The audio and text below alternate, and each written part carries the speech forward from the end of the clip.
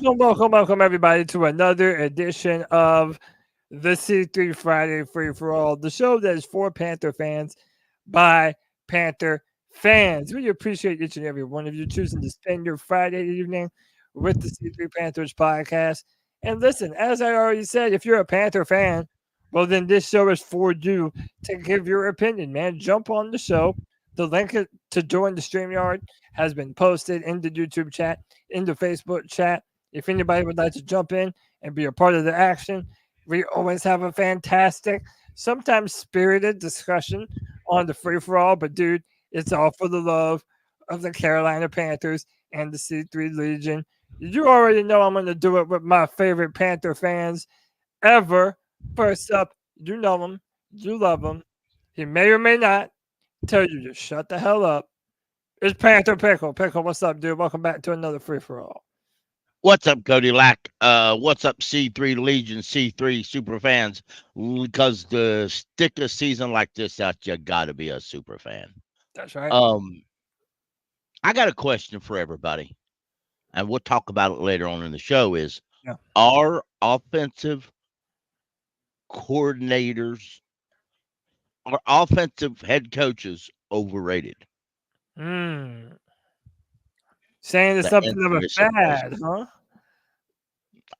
Not necessarily Dave Canales. He's just a rookie head coach, and I don't like to judge rookies their first year. But over the last time the Panthers were good, successful, whatever you want to call it, we had a defensive-minded head coach.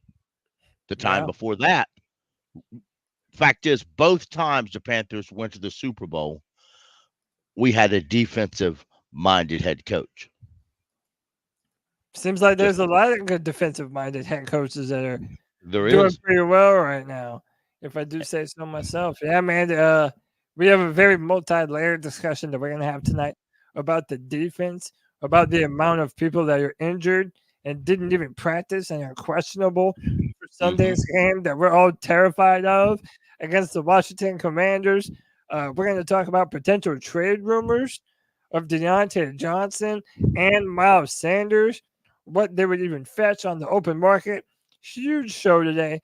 And you know there's no other dude I'd rather do it with than the brand ambassador, D's Ill Skills. D's, what's up, brother? What is going on, Cody? Excited for another Friday night with all my friends of C3.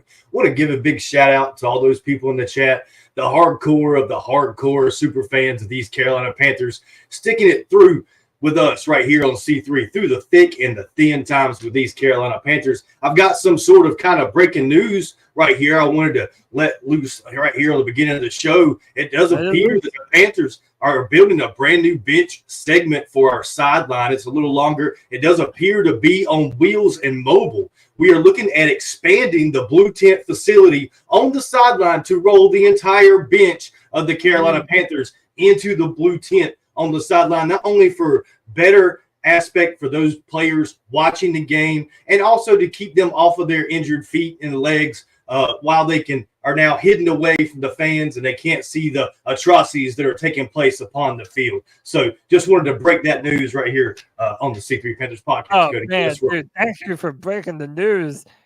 Thank goodness, man. We have the most hurt players of any NFL team, and it's nice to know that David Tepper is going to take care of the hurt and the wounded Panthers.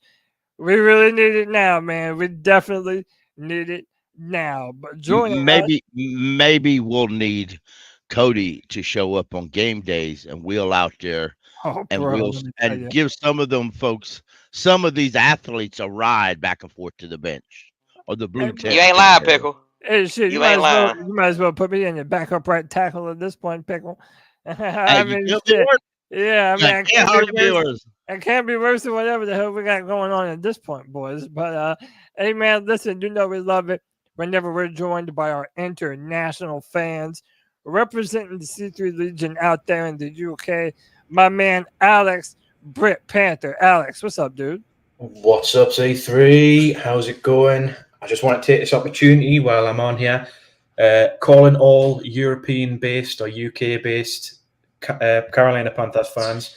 I'm looking to start some kind of UK/European based group conversation, group chat, whether that be through X or through WhatsApp or some other kind of means. If that's something that you're interested in, so that we can chat about the Panthers in our own time zone, feel free to hit us up on X. I'm available at Brit Panther. I'll get the feelers out a little bit, see how interested people are in that, and then we'll set something up. So yeah, get into my DMs, and we'll set up a European group call so that we can talk Panthers all day long. Man. Our own time zone as well. That's at. Tell them you're at one more time. That's at Brit Panther. At Brit Panther. It's spelled BRITPANTHER. I'm sure you can all spell Panther. Yeah, man, for all of those international fans, which is growing more and more every day. And, dude, we have great fans over there in the UK. What an awesome opportunity, man. That sounds awesome. There's not many of us, but just as passionate as any of you guys. There's not many right now, but just like the C3 Legion, in a matter of no times, the Legion is many. You know what I'm saying? So start from the ground up. That's what I always say, man. Indeed. I appreciate you, man. Next up, let me go to my man, Jay, the Snake. F you back on the free for all. What's up, brother? How you doing? Man, I'm doing good, chilling. Y'all in the middle of texting. But yeah, man, I'm glad to spend another Friday night with you boys. I couldn't imagine spending my Friday any way else, y'all. Much love. Yes, sir. Much love to you, man. And last but not least, we have Nick from the Tri-State. Nick, what's up, dude? What's going on, fellas? How y'all doing? Doing good, man. How are you? Good. Hey, real quick, I just want to piggyback off homie who was talking about the UK, Europe. It's beautiful how football's grown. I don't know if I read something on Twitter that said, you know, everyone's making fun of the Giants Panthers Germany game, but that's one of the highest. It's already one of the highest sold ticket. Like I think it's close to sold out already. So the game growing overseas. Honestly, man, it's great that the sport is growing over here in the UK and in Europe. I know Germany and the UK are probably the two countries over here that are picking it up most. Mm-hmm. But it's really not uncommon now for people to be talking about the NFL just day to day. Even on Saturdays now, I'm starting to find myself watching the college football on a Saturday night. Yeah. So, dude, you'll find out real quick. College football, more times than not, Saturday nights are better than Sundays. Yeah, it's more entertaining. College football, it's a whole nother watching it all weekend. It's lit. And you know, the college football continues to grow its fan base as well. You know, it sinks its teeth into you. You know, not everybody starts out as a college fan, but then once you find that team that you can get behind, man, let me tell you, it's good having a good Saturday team too, man. Hey, real quick, I wanna real quick piggyback off something too about the whole trade with Diontae Johnson. I just want to get right to it. Let me do one more intro, and then that's what we're gonna jump right into. So let me welcome my man Anthony back to the free for all. Ant, what's up, dude? What's going on, boys? Can y'all hear me okay? Yes, sir. Loud and clear. Yes, What's up? Just chilling, man. Getting ready for the Yanks game, but I'm gonna be here talk about these Carolina schleppers, man.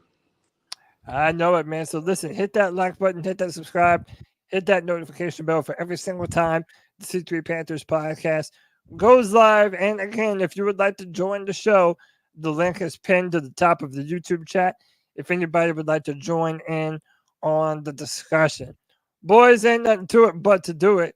Let's roll. We are nearing the trade deadline coming up early in November.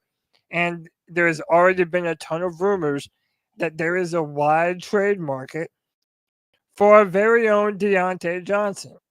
And that a few teams in the AFC have interest for the right price. I'm interested to know from y'all, is this a good idea? Should the Panthers be looking to offload Diontae and get some type of compensation for him? Or did you keep him past this year, sign him to another contract, and have him be your number one wide receiver for the foreseeable future? I'm going to go with Nick since he was locked and ready to go. Yeah, Nick, jump in. Appreciate that. Yeah, so my thing on this is the trade market's already set, right? So Devontae went for a third, maybe a second. Cooper went for a third and something. So Diontae, I don't think people look at Diontae like he's one of those guys. So off rip, I'm thinking it's going to be a fourth. It's going to be a 4th rounder probably. And I don't think that's enough for a guy like Diontae. Now, I saw something that said annually he's projected to receive about 12, 13 mil a year, which I think is a steal for someone like him, especially in this market right now. They're projecting he's worth about 11.5 million a year in the market. So my thing is, why don't you just lock him up 3 years, 40 mil, make it nice and simple. You got a guy now for 3 years in his peak years, and we got to look at it from their perspective too, right? He's looking at it like he's trying to get paid. This is probably his only opportunity to get a big contract. So he's obviously playing for that bag. So it's going to be a wishy-washy situation, in my opinion. I think he's definitely trying to get the most money possible. You know what I mean? So that's why I think we might get the short end of the stick in that if we end up going into free agency and not re-signing him. Because if he enters free agency, he's gone. He is gone. Yeah. And that's a great question that we have to ask ourselves too. So this says for the right asking price or for the right price. What is the right price? And is it more beneficial to just sign him for the money that he wants for the next 3 years and at least know that you have that type of wide receiver on the roster? Or do you trade him for a potential 3rd or 4th round pick that may or may not end up doing shit for the Panthers? Yeah, exactly. Like, why don't you? Great discussion. You gotta pay the guy is effective. You don't know if that 3rd or 4th round guy is gonna become as good as Diontae Johnson. And to be honest, the percentage of that is very low, in my opinion. So, I would definitely say pay him. Yeah, go ahead, Pickle. If you're going to about what you said, 13 or 14 million, you're looking at Cortland Sutton, Daniel Mooney, DeAndre Hopkins money, which is kind of cheap for a guy like that. He's only 25, or he's kind of young anyway. I'm not certain he's 25. He's 27. Yeah, he's 27. Okay, 28. Okay. So in my opinion, and if you go to over the cap / contract, they have him making 18.3 million on average. So he's not going to take less. So I'm going to say roughly 20, 25 million average those two figures per year. Now, something else I want to say and understand, I like XL. I like Xavier Legette a lot. I don't think he's ready to be the number 1 wide receiver, and I'm going to explain why. He has looked good in his small chances out there, but let's understand who's he taking on. He's taking on 2nd and 3rd, and occasionally a 1 corner, but not often a 1. Now, that being said, if he's your top receiver out there, he'll have the 1 all day, every day, all day. And that's going to cut his chances down quite a bit.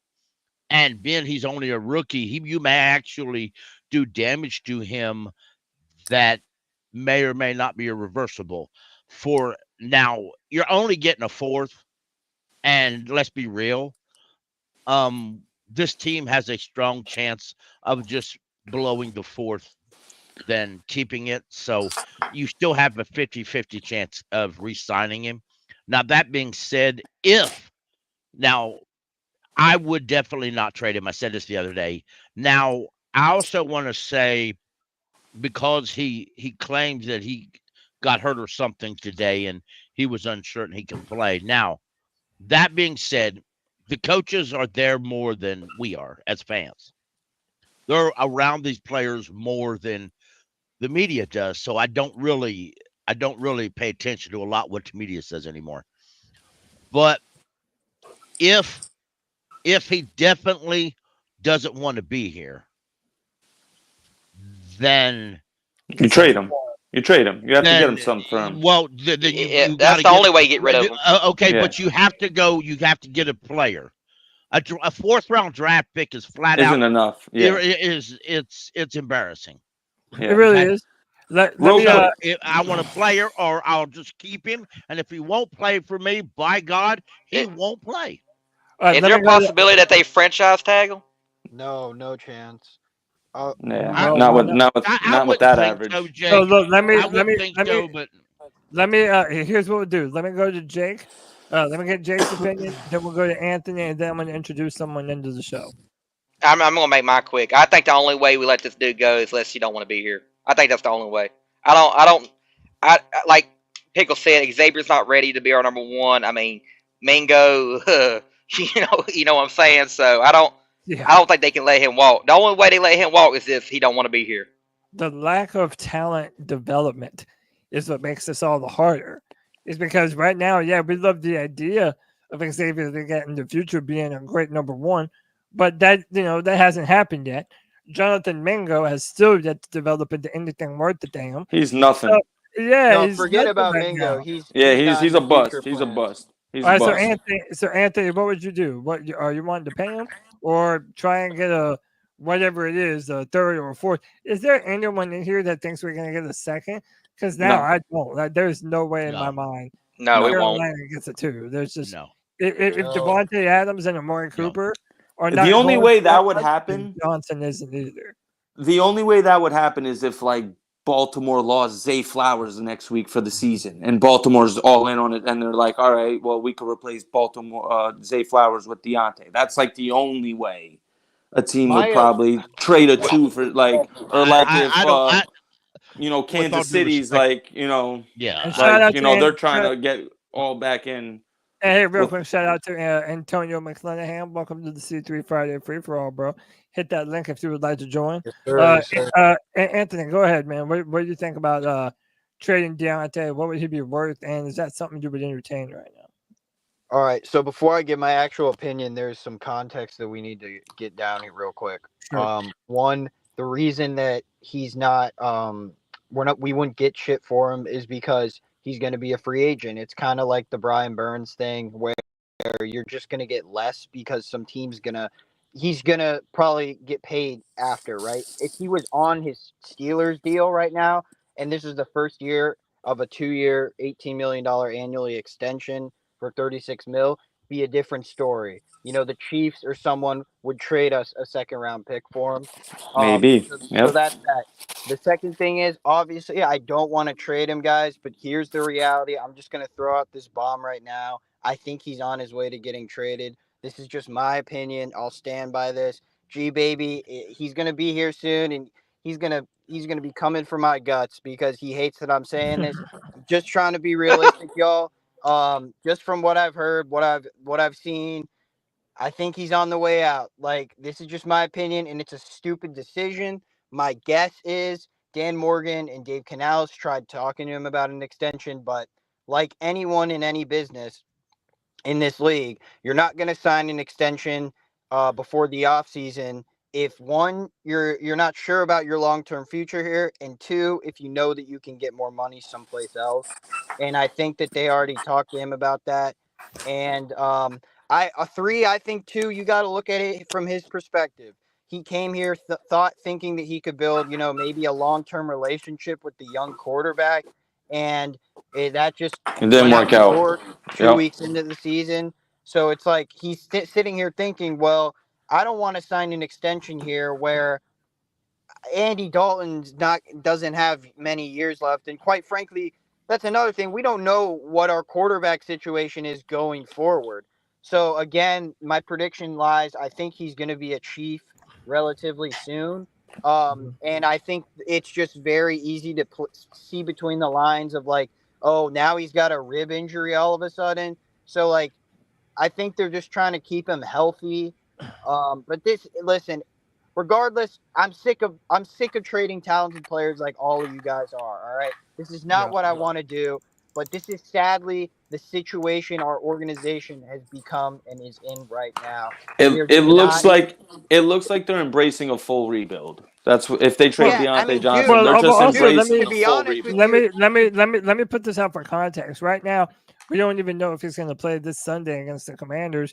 He's dealing with some bruised ribs, so it's already sort of questionable at this time anyway. If you're going to look to trade him, then you can make the argument that we shouldn't be playing him at all. That's what I'm saying. Yeah, you want to send a healthy player to whoever it's going to be, wherever he's going to end up going. To me, this is almost like reading the tea leaves almost. Yes. Like it's almost like sort of destiny. Is that what you were saying, Anthony? Or or did you see some news or whatever that makes you think that it's a done deal? Well, it's that, and then the pre-Ricky guy he's hit on some stuff said Diontae is going to be a Chief. Listen, I don't. It is. The more people talk about it, the more I'm seeing it. But again, oh crap! What was I going to say? Oh yeah, this is the last thing.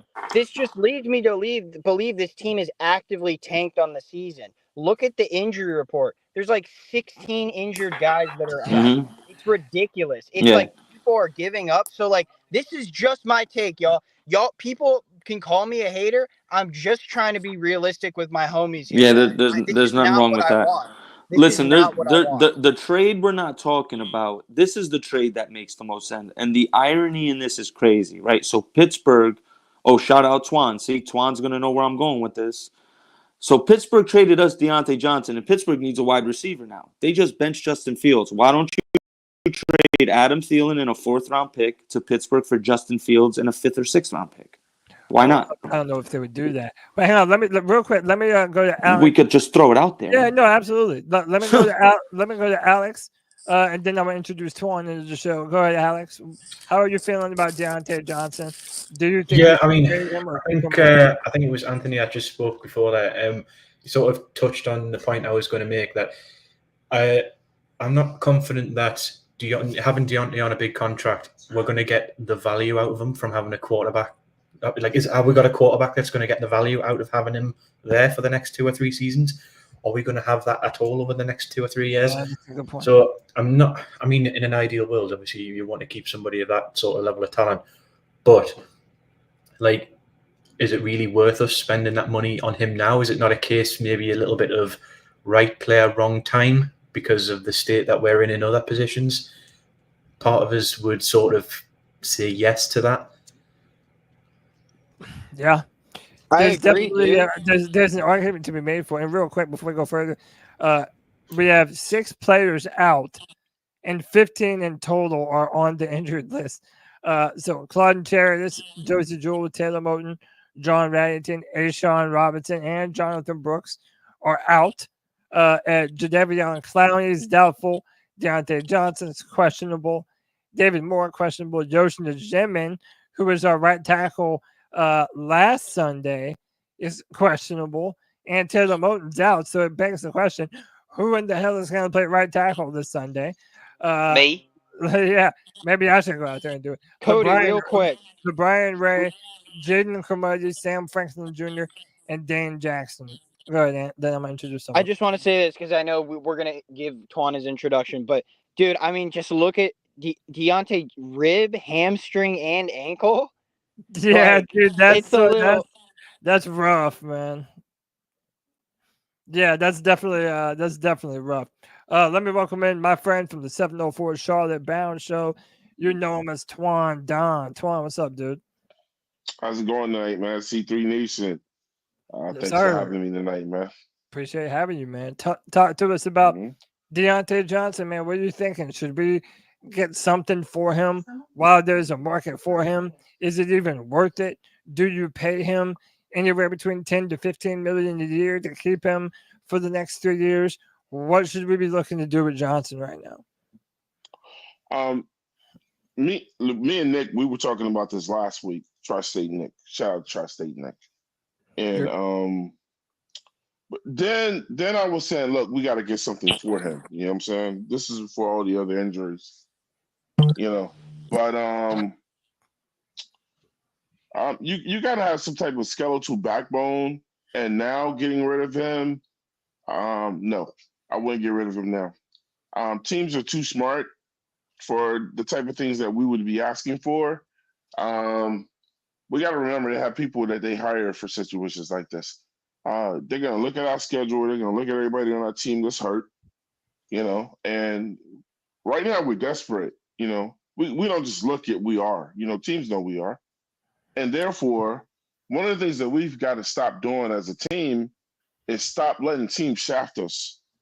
No, I'm not. I don't want to move Johnson. He's showing promise with us. He's looking really, really good with us. And whatever we want to move on, like think we're going to get back for him, we're not. That's just the simple facts. Teams, we're not in a position to ask for what we want or anything close to what we want. In the past, how many times did y'all watch Herney and the GM that we just got rid of? I don't even like saying his name no more. Scott, you know what I'm saying? Fitter. Make bad trades. You know what I'm saying? And then we complained about them long. We thought it looked good when we did it, but it was horrible. No, man, sometimes you got to keep what you got, keep what you've homegrown. That's why I'm not in favor of getting rid of Chuba. You know, man, Chuba got better every year with us. Why would you build up great people and great things to get rid of it? You know what I'm saying? Yeah, everybody knows I've been a big fan of Chuba for a long time. I love that too. So we don't look. You guys can already see we don't have a whole lot. I mean, look, these guys will get better soon. My thing has always been we got a lot of C and D players on our team. Yep. We don't have a lot of A, B players on our team. We keep right on trying to put a blue and black jersey on some shit. And we go, well, this person might not. We just got to face what it is. We're not a good team. We weren't expecting to win this year. Probably not going to win next year. I think it's truly time for you to start kind of cleaning house and just bringing in real talent. It is probably going to have to start with the draft. And, I know y'all get tired of hearing this, but we're probably just going to have to be patient, right? Getting rid of shit don't fix it. The thing that's tricky about the Diontae situation is the teams are trading for a guy with an expiring contract. Devontae is on the books for 3 years, and I think Cooper's on the books for 2 or 3 more years. So teams are off rip. They're not going to send a second or third. Why would they send a second or third to a guy that they don't even know they'll re-sign? You know what I mean? So it's a real tricky situation. But it's I think his name Anthony said it. I think we would have re-signed him by now if it would have happened. It would have happened. Y'all gotta understand, like Diontae came here via trade. He didn't pick to come here as well. And like, listen, I'll this is the last thing I'm gonna say on Chuba. Bro, you guys have the right mindset. You want to re-sign your homegrown players, but you also have to look at it as you are Chuba Hubbard. You've been here for what? 4 years now. Bro, he's just been through. He's been walking through 500 miles of shit, just like what Tony says. Like maybe he wants a change, man. That's just the reality we're in. There's a team that's gonna pay him. Someone's gonna pay Chuba. No. That's what I'm saying. It's not. He's not gonna want to change if nobody's gonna pay him, or they're gonna make him a number 2. For sure, man. I could see Chuba in Arizona next year easily. Nah, but listen, but Chuba's in the place now. But Chuba, look, just like Deontay Johnson, Chuba and Deontay Johnson. And look, guys, I'm telling you, this goes down to a football player's ego. Both of those guys are in a place where they know I'm the man at my position. Yeah. Chuba not the man no more when 24 comes back. Now, let me get an edge in here. First and foremost, with all due respect to Brooks, he hasn't lined up on the field yet, so he may not be the fucking man. No respect. We don't know what he is. Now, number two is somebody mentioned. I'm not sure who it was. Somebody mentioned Arizona. There's something we have to take a lesson here. Some of these running backs aren't going to go to a team with a running quarterback because that running quarterback is going to do more running than they are. That's not what That's they're not true. Arizona is that they're a run heavy team. They want to run the ball. James Conner, that's nice. What you're saying is in general, not necessarily Arizona. But if you're a running back and you have a mobile quarterback, right, you might not get as many touches. But because if you're Chuba Hubbard and you have your choice, let me rephrase that. If you are a running back entering free agency and you have a choice, the Dallas Cowboys or the Arizona Cardinals, your ass is going to the Cowboys because you the only. Depends on the money. Depends on the money. What if the Cowboys offer $4 million and the Cardinals offer $8.5? That's a big difference now. I think the Cowboys are going to draft Ashton Genty, but that's just my. Listen. If the particular running back sees the future's brighter with the Cowboys, he's going with the Cowboys. The Arizona Cardinals are not too far away from being the Cleveland Browns. Well, hold on. Before we go, hype and nothing else. Look. We are going to talk about the running backs here soon because there's also been some chatter about Miles Sanders. However, before we get to that, though, on the idea, so Kurt is Cody, can you go back to that comment? Can you go back to that comment right before the one you have up there? I got you. But this is the comment I wanted to highlight because he says Kurt Izzy says he could be a 1A or a 1B. How many years have we even had one of those since Smitty left? And this is a good point. So my question is, do you believe that Diontae Johnson has shown enough to prove that he can be a number 1A type of wide receiver? And if so, then why would you trade him for a third or fourth round pick? Because I think I already brought this up. He's a 1B. He's a 1B. He's a 1B. Chuba, you cannot name 6 teams right now in the NFL Chuba Hubbard could start for. I love Chuba Hubbard, but let's be honest. Deontay. Oh, Deontay. Hold on. Let me go to Anthony, and then I'll let everyone go for it. Go ahead, and then we'll go. This is I just brought this up, man. The reason that they may trade him is because they've definitely already had talks with him about an extension here. There was an article before the season even started, which I wish I could find, that said they were talking to him about extensions or whatever. Obviously, he's a talented player. But if your agent is going to tell you to wait till free agency because someone is going to pay you a lot of money, and again, he doesn't know what the future is here. That plays a big part into these teams. Yes, players will go somewhere if you offer them a crap load of money more than another team. Example A, Robert Hunt. But they also want to be in a stable organization and know that, hey, this is going to be my quarterback for like the next 3 years I'm here. We can't give him any of those direct answers. And the last thing I will say is, I get it. It's a 4th round pick. It's whatever. But I'm not going to lie. Dan Morgan, based on how Jonathan Brooks plays, Dan Morgan has done a pretty solid job from what I've seen with the draft picks he was given last year. I would not be upset if we gave him more ammunition going forward, just because to become a free agent destination, you have to build a free agent destination. You have to get homegrown players. And got to get that talent. Yeah, you have to get that talent. And Deontay he didn't sign here. He was traded. That was the only way we could get him. So that's just kind of where I stand, man. Hey, before I go forward, well, hold on. Let me see if do I got Diesel skills? Deez, you still with me? I haven't heard Deez in a while. So if we got Deez, I want to get Deez in on the combo. Deez, do I got you? If we don't, it's okay. We'll go to Twan real quick. All right, we ain't got Deez yet. Go ahead, Twan. Yeah, man, I'm primarily agreeing with Anthony. The point I really want to drive home is this, and this what else, and this is what Pickle was saying also. Look, man, it's frustrating me to just keep hearing about, like, one thing that we got to stop doing is saying what a player is gonna be before he's ever touched the field, bro. If we one of the teams that know, like, the shit don't always go our way, it should be us by now. We don't know what Jonathan Brooks is going to be. Just say, look, I hope he's going to go out there and ball out. I know he's going to be nice, Twan. And leave it at that. But you don't. He's going to ball out, bro. He got all the talent. The eye test tells me yes. I've heard people on this very show right now, and all across the internet, convince me that when we drafted Bryce Young, he was going to be a megastar. Exactly. Oh. I heard people guarantee that.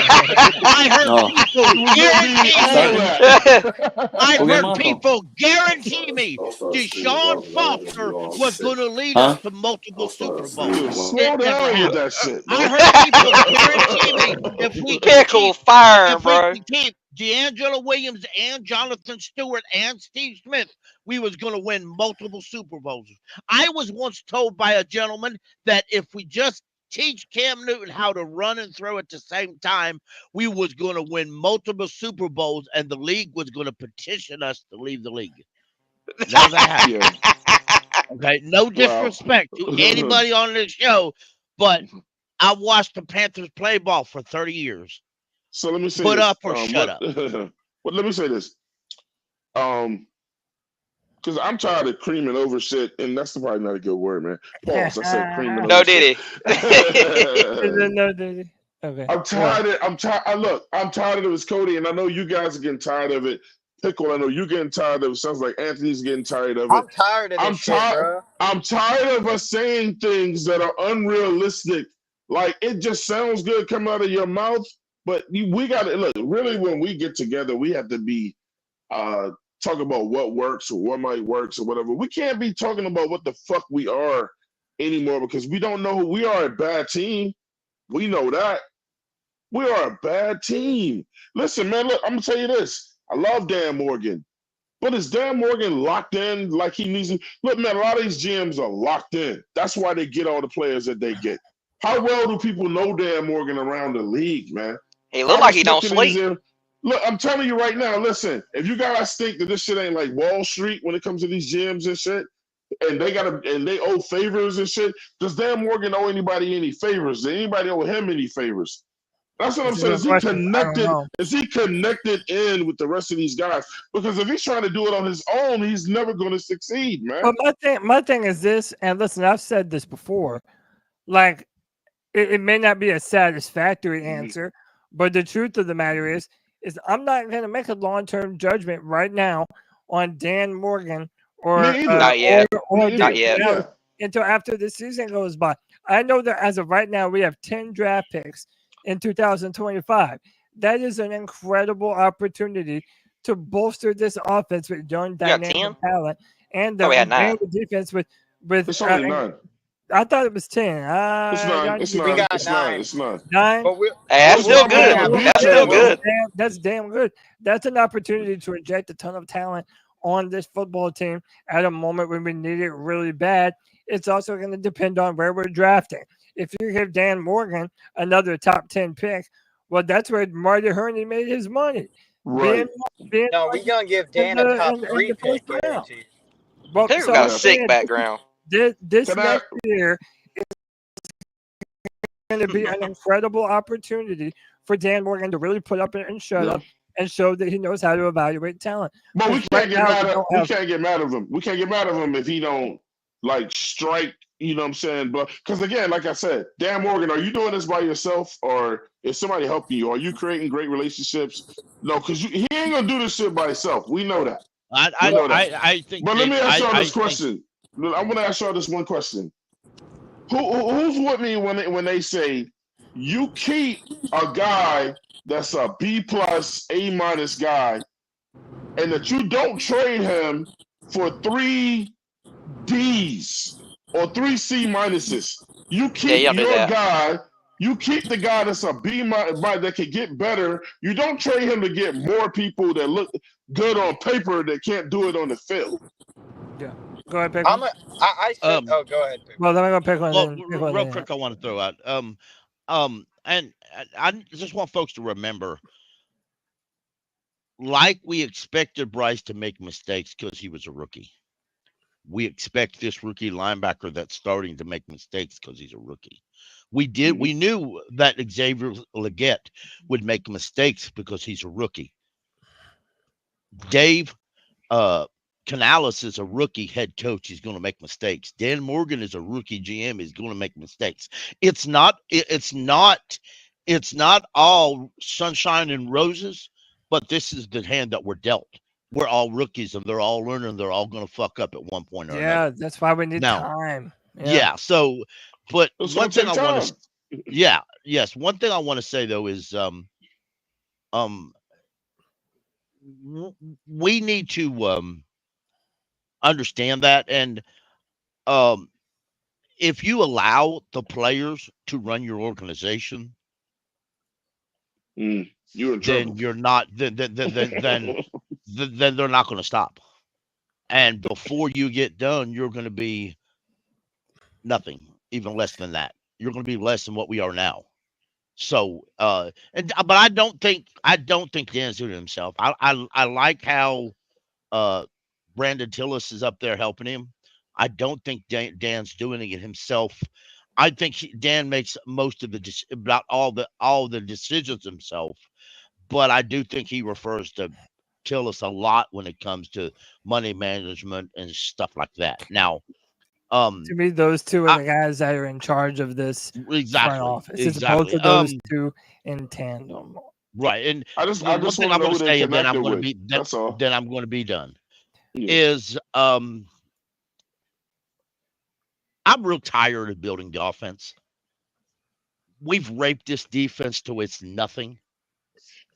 And till you start building the defense, in my opinion, you're never going to win in the playoffs. Ever. Until you build a stronger defense. Hey, Pickle, can I tell you let me tell you the nasty side of that. The nasty side of that is fans. And you'll understand when I tell you this. Fans. These new age fans, Pickle, and I'm not picking on new age people or whatever, because Cody will understand this too. New age people want to see teams score. They don't respect defense. Yeah, I agree. They don't take. That's what brings in the views. They don't take. Points. All they care about is points. I said in the chat earlier today. I said this in the chat. David Tepper knows that more offense is going to put butts in seats and get more people to come to the games. It's more excitement. Like, but you can't win without a defense. In the end, though, it's like the Cleveland Brown effect. My bad, Anthony. Yeah, hold on. I just want to say this. I liked at the time. Dave Canales was one of the guys I wanted as the head coach. I kind of switched my tone a bit when Mike Vrabel was in the conversation, but clearly he wasn't serious. Dan Morgan, I didn't want, but listen, I've been criticized, and I've been one of the biggest critics of the front office over the past couple years. You guys know that. And I haven't shit on anything they've done this offseason because I know that the hand that they've been dealt has been horrible. So I was never going to criticize them for any of this. I just hope they get time. They get real time to grow and real time to see this through. Because one thing that we have to understand, whatever state the team's at is, in the situation as bad as we have, you need to give this regime a couple years to see this through and help build this thing up. And you guys know I'm talking about. I'm not going to say his name because I say his name a lot. But he needs to allow these coaches and this GM that he hired to see this damn thing through. Nothing is going to work if you keep letting go of a process too early. You're not going to build any continuity. And I think that's just what we need. We need some continuity in this organization. Hey, I'm up. Hey, fellas, I'm in a poker tournament. I'm pleasure being on, and y'all be easy, all right? All right, appreciate you. All right, appreciate it. Yep. Yeah, win big for us, dog. All right, man. Hey, also, I wanted to add on to what Anthony was saying, too. The whole offensive thing is compounded by the fact that the Panthers' offense has been so dog shit for the past 4 years now. That David Tepper and the front office, they have been trying to build an offensive juggernaut and failing at just about every turn and every juncture. First it was going up for the first-round quarterback, hiring Frank Reich, who was supposed to be the offensive guy that you were going to pair with that quarterback for the future. And both of those decisions turned out to be terrible. So now we're left reeling. And that's why I understand when people like Pickle say, I'm done with it. I'm ready to go back to the Panthers teams that actually had a damn defense and could stop the run every once in a while. Yeah, Luke ain't coming back. Luke ain't coming back. No, he's not coming back. Listen, speaking of offense, I wanted to pivot just a little bit, and we'll come back to the Johnson trade over the course of the show.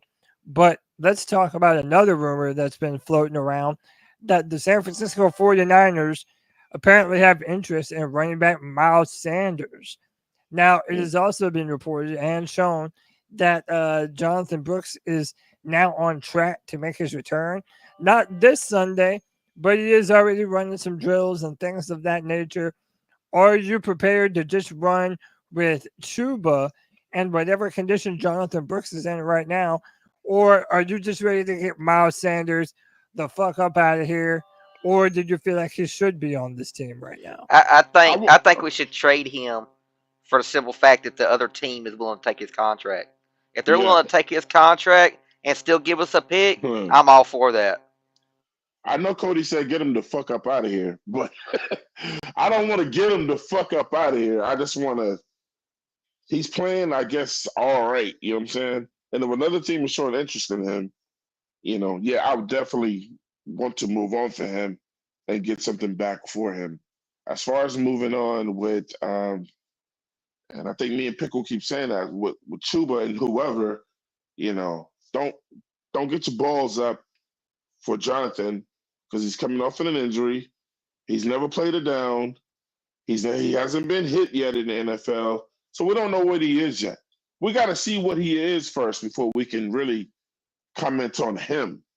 As far as Chuba, then you might have to go get somebody off the practice squad just in case Jonathan re-aggravates something or whatever. You know what I'm saying? But as far as Sanders, it makes sense for us to get off of him and get something for him.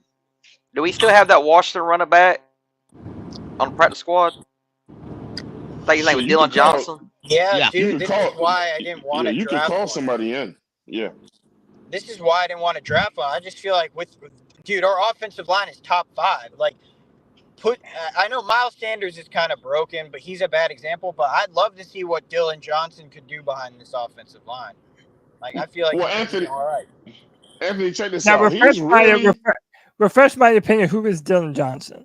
Because Washington running back. Michael Penix. He's a kid that scored the rushing touchdown in preseason. Yep. Remember? Yes, sir. Kid. And he played a really good, scored a touchdown. The very next week we cut him. Yeah. And then we brought him back. And he's been, and that's the one thing I'm hoping in the future this team corrects. This cut a guy a few weeks later, bring him back. Cut a guy a few weeks later, bring him back. That's just some. It's crazy. Look, Sanders is not even a bad running back, y'all. He's just a bad running back for us. We don't. I agree with that. I agree with that. I definitely agree with that. I tell you what. We don't run the scheme that he's used to, bro. Right, I tell you what tape shows. Tape shows that every time Miles Sanders is out on that, or not every time, most of the time, I'd say 90%. 90% of the time when Miles Sanders comes out to play running back, they throw that ball. I think he'd be good for the Dallas Cowboys. I think he'd be good there. 90% of the time when he comes out to play running back to relieve Chuba, they throw that ball. Yeah, that it is more of a receiving. I keep telling you, it's about fit. It's about fit, man. You can't just go get a guy because he's got a big name or best player available, and he don't fit what y'all trying to do. Right. What does David Canales keep saying about Chuba Hubbard? About Chuba Hubbard and Brooks?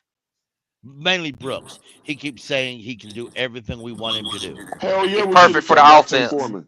Yeah. So I think they're hoping that they can get Brooks up and going before, at least in practice, before the trade deadline, so they do know what to do. I think when you trade, I think Sanders will be traded this season or before the 11th of November, but I think it's going to be it's going to be one of them conditional picks. As long as I take the contract, I'm fine with that. Season. Yeah. Well, somebody said it in the comments. I want to shout them out. They said something about maybe we shouldn't have let Diontae go. We shouldn't have let him go. Or Dante Foreman.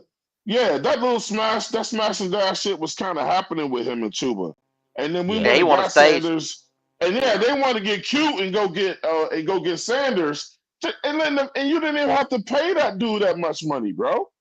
Hey, we do cute shit. It wasn't overpaid. I'm going to blame Doctor on that because he was ready to stay. He was willing to stay. And then we kept telling him we wanted to stay. Then we turn around and offer we offer Miles Sanders more money than we were offering Foreman. That's horrible. That's horrible. Cute shit. Cute so shit. Foreman said up yours and went to the Chicago and got less money. Now he's a third string or a backup I don't even running know if he's back playing. for the He ain't even Browns. playing. And now he's a backup running back for the Browns, and he makes vet minimum. Pickle just said for me one time. Cute bubblegum shit. Yeah, it's bubblegum shit. But what can you say? Scott Fitterer's got a bubblegum brain. So Damn. again, is this? There ain't no telling where he's at either. So Damn. Jack, what say you, man? Do we need to trade Miles Sanders while we have the opportunity, or what are we doing here? Yeah. Trade him. Jack, you there? Yeah, I trade him absolutely. I'm trading to him if they're willing to pick up his contract. Like I said, if they're willing to take his contract, shoot, I'm fine with the 7th, y'all. I'll keep it real. Deontay Foreman back at 10 million. Cut that shit out. I don't know if you know this off the top of your head or not, but do you know how much dead money we'd incur if we trade, or would they be able to take all of his? He got to take. They got to take his contract. They got to. Yeah, they have to take. And you're muted, Pickle. You're muted, Pickle. Ain't no way we keeping him. He going somewhere and we paying him. Fuck that. Hey, Pickle, you're muted. Hell, I do that all the damn time. No, it's not much. I looked that up just last night. It's not much. If you trade him, it'll be a post-June 1st cut. If you trade him, well, that's not wrong one here. Yeah, if you trade him, you're going to get 1.4 million in dead cap, but you're going to save 6.2 million. Oh hell yeah! Trade him. Yeah, send that. Trade yeah. him. Cut him. If you send cut some him, sweet tea too. Cut him, it's a lot different. But trading, most of these players can be traded relatively. Yeah, man. And really going to help you out if you can trade him. Shit, that makes me feel good now, bro. It makes me feel good too. I feel all warm Cody, I have to let everybody tell you something, and I want everybody to remember. Remember back when Dan Morgan and Brandon Tillis were cutting players because they wanted to make sure they wasn't in time to get a bonus, like the third day. Bozeman was like that. I'm sure there was others. I just can't remember off the top of my head. Players that we cut so they don't get in time for a bonus. Now, Miles Sanders is due a roster bonus on the third day of the league year of 2025. So if we cut him before the third day, we don't give him that bonus. But I would much rather trade him. It's a lot cheaper to trade. Yeah, Miles, you out of here, bro. Even if it's a conditional 2034 7th round pick. I'd trade him for an 8th round pick. They don't even have to wait. Yeah, make that shit happen now, bro. Well, and the fact that we have, but like something that I'd even fly him to his new team. I'd fly him to his new team. The conversation that we have one of the better offensive lines in the NFL, despite how bad our team is, and the fact that Miles is still not the number one. Like, to me, that says something. You know, with all the shit that we paid him, he is not the most dependable running back on the team. So I don't know how this could be any more simple. Get him off the team. Yeah. Get rid of some of that money. You have a young guy, and you have a guy that you could potentially pay to bring back if he's willing to come back on a better deal.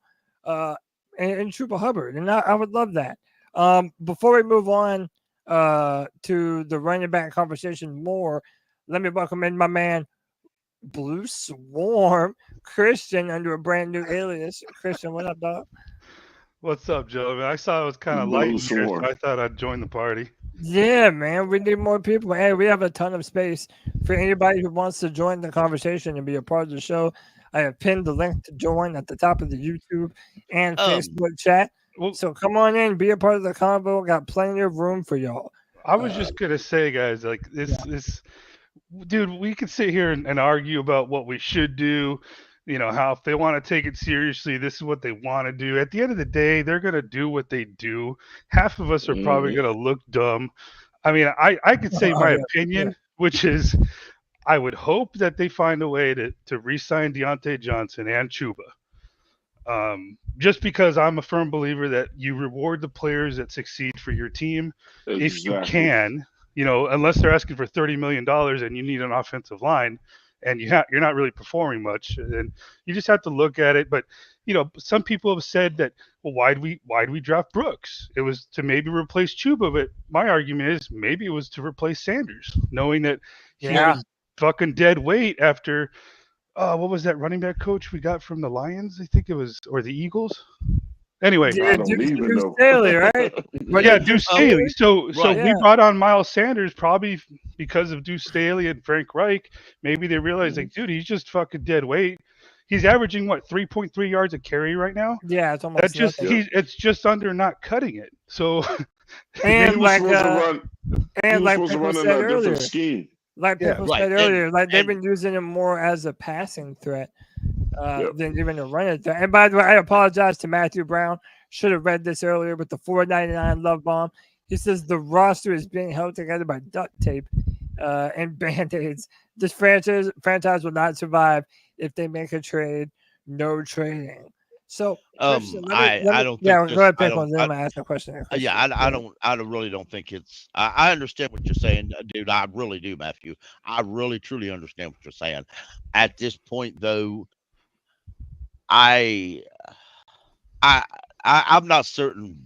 I'm not certain there's hope in the next 5 years for this franchise. We've got to rebuild so much, and most people don't even want to acknowledge the fact that we have to spend 90% of the cap and 90% of the draft picks on defense, not offense. But that being said, I want to throw this out there about Chuba Hubbard. I brought this was brought up on Space, and I addressed it this way, and I want people to understand it because I think some people here will. Twan probably will.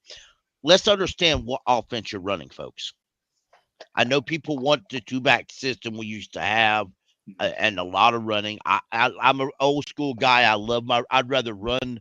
I'm like a lot like John Fox. If I could throw the ball 99% of the game and pass it 1% and win that game, I'm a happy man. But I want to express something. For us to put money and draft picks into two guys like Chuba Hubbard and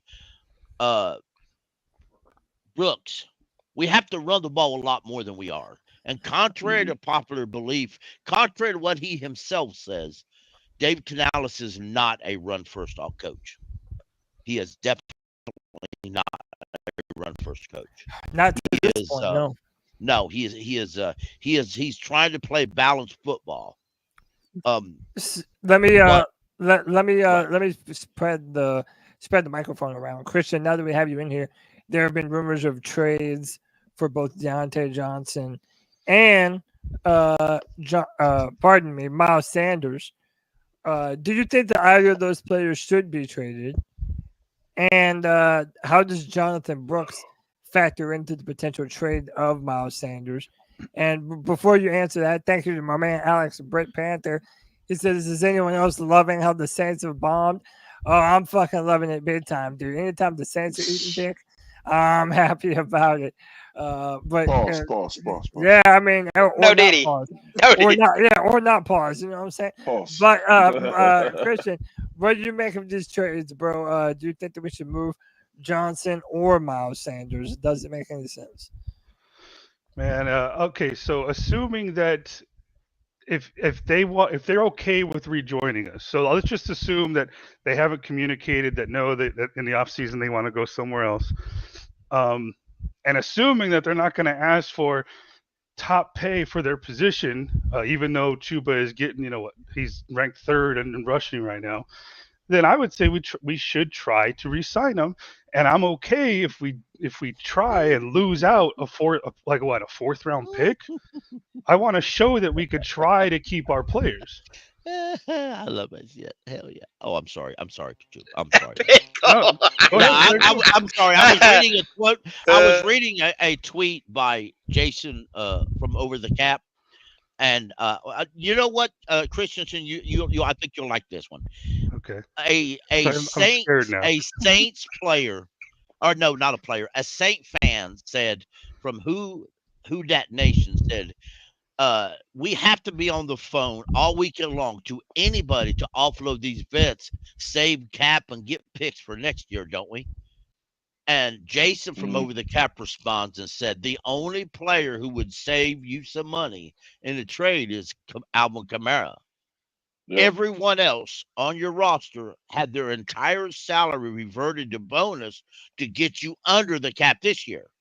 You are screwed next year. You don't have anybody left. That's horrible. Ain't that great? Yeah. Hey, it's just what I posted on Twitter today, and if you follow both of their receivers, y'all know my wife is a Saints fan. Everybody, I do. So I'm sorry. Murdering. I said, I was murdering her ass up in here, bro. Yes, my Panthers are atrociously, and we suck. They're just as banged up as we are. But I take immense pleasure when I watch an NFC South team other than the Panthers get their ass whooped.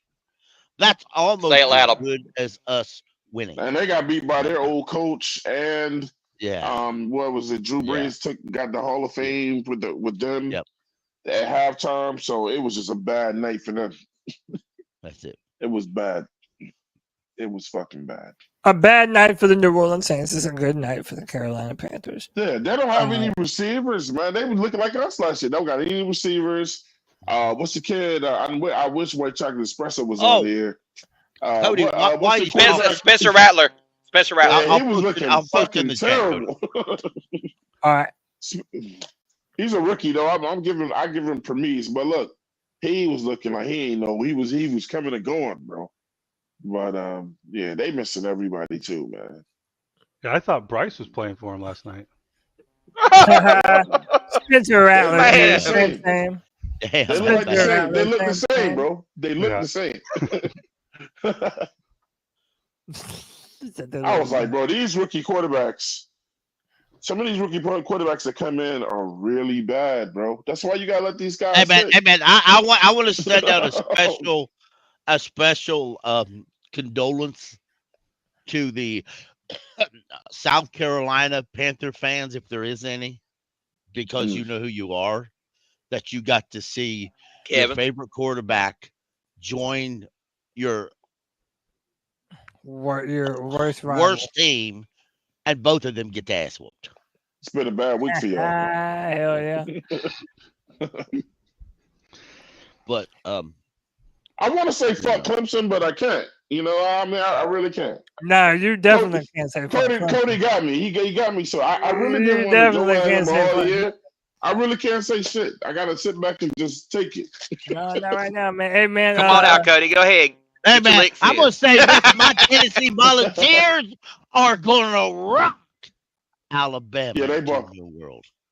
Yeah, they will, though. Alabama ain't looking like shit this year. Nope. I will say this, though, man. The ACC is between Clemson, my Clemson Tigers, and the Miami Hurricanes. Miami's good. Miami's good. UK Club that is playing Heisman ball right now. I'm not saying he'll win. No, come on, bro. Come on, cut it out. You just took it too far right there. Shout out to all four. No. He has almost 20 touchdowns. He just had to take it too far, didn't he? And he has over 1,700 passing yards. Hey, Twan, is balling right now. You said the same shit about DJ Ugu. Hey, Twan, let's be real, man. In reality, we would take Captain Cupcake on our team right now, wouldn't we? Yes, we would. Yes, we would. In reality, as much as we may not like Clemson, we would take Captain Cupcake on the team right now. Captain Cupcake. Hey, look. So the backstory to this that Cody's not telling y'all is, I used to always say Cody, DJ Ungule is fucking trash. He's terrible. Cody hyped him up. No, you don't see it right. And he knew he was trash. So when we got him, he immediately started up his campaign of, man, I tried to tell you. I tried to tell you. No. Listen, people don't remember. Those tiger blinders on, man. Don't remember early in his career, he showed a ton of promise. And then it just never worked out for him. After that first year, I knew shit was done. He was hyped up. He was hyped up bad. Bro, I've never seen us boo a quarterback. I've never seen us boo a quarterback where we boo this guy now, bro. We boo him when he gets on the field. That's terrible. He's terrible, bro. Oh man, He's ass. man, Y'all might be getting a new head coach. On switch one. Not to switch the we good. conversation, but It ain't the coach, it's the players.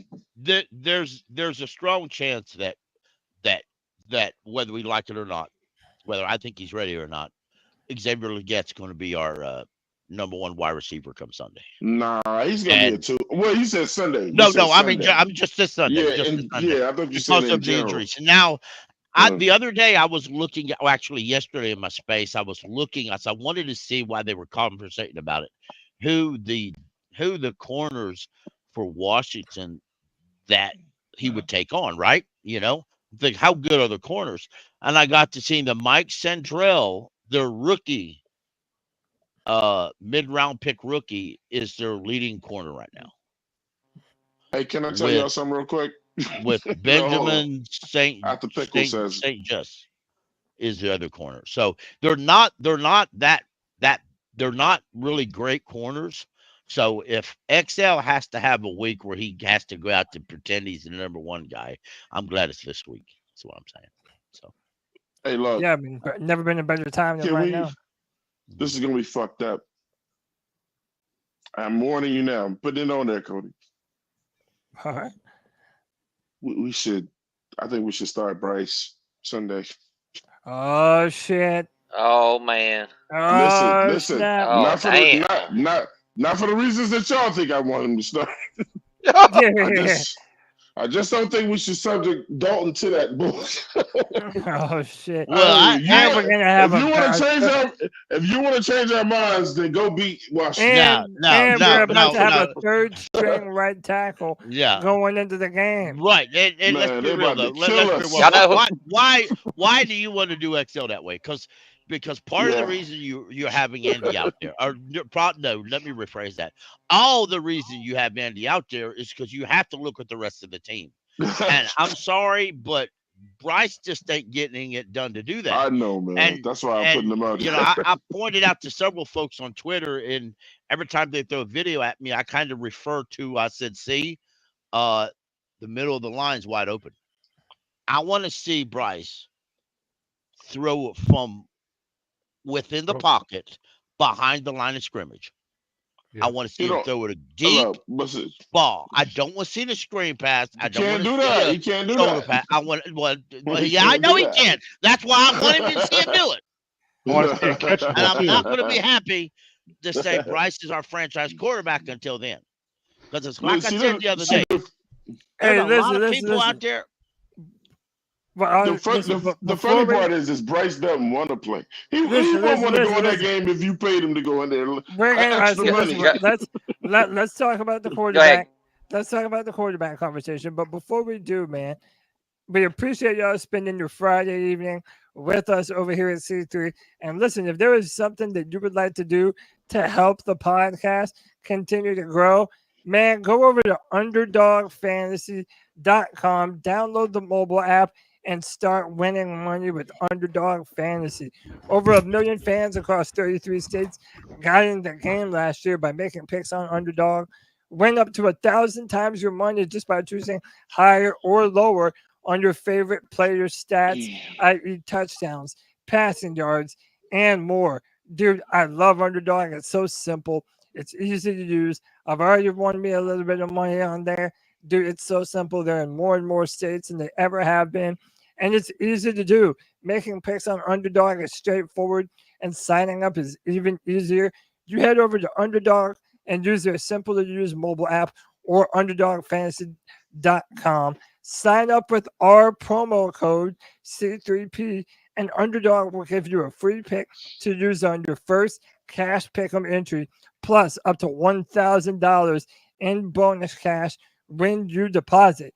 That's Underdog Fantasy promo code CP3 to claim your new customer special or a free pick and your deposit after. Must be 18 years of older, 19 years in Alabama and New England, 19 in Colorado, and 21 plus for Massachusetts and Arizona, and present in the state where Underdog Fantasy operates. Terms apply. Void in Colorado. Are you concerned with your play? Call 1-800-GAMBLER or visit www.ncpgambling.org. If you're in Arizona, call 1-800-NEXT-STEP. That's 1-800-639-8783, or text Next Step to 53342. In New York, call the 24/7 Hope line at 1-877-8 New York, or text Hope New York to 467-369. Once again, that's Underdog Fantasy. Use our promo code C3P, and that really helps the podcast continue to grow and be around for the foreseeable future. Before we jump into the Bryce Young conversation, let me add my man from the 704 Charlotte Bound Show, Edge, back to the free-for-all. Edge, what's up, bro?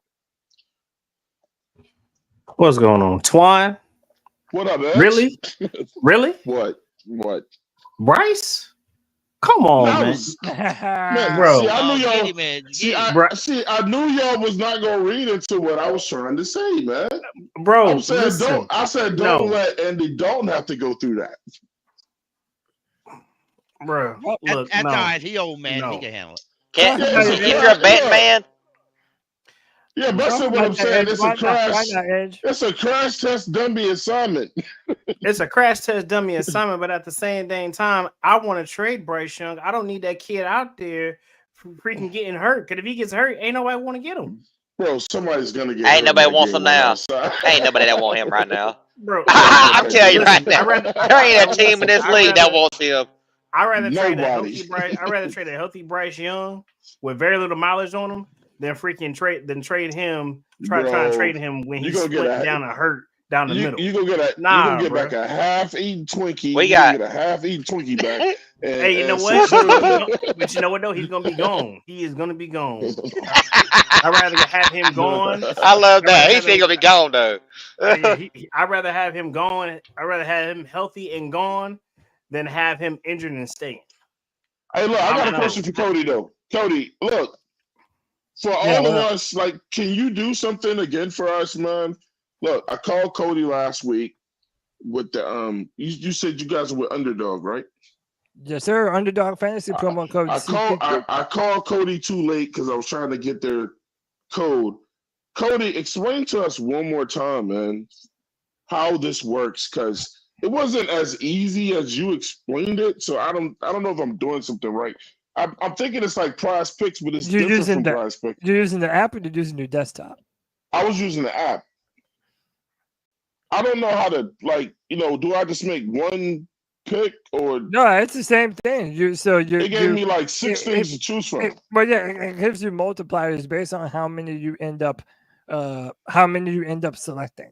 So you could do just 3 picks, or you could do 4, and it ups the dollar amount depending on how much you do. Also, you can pick and again, I don't know all the terms and names for it, but you can choose to miss one and still win back some money, or just go all in and hit on the higher, lower picks that you made.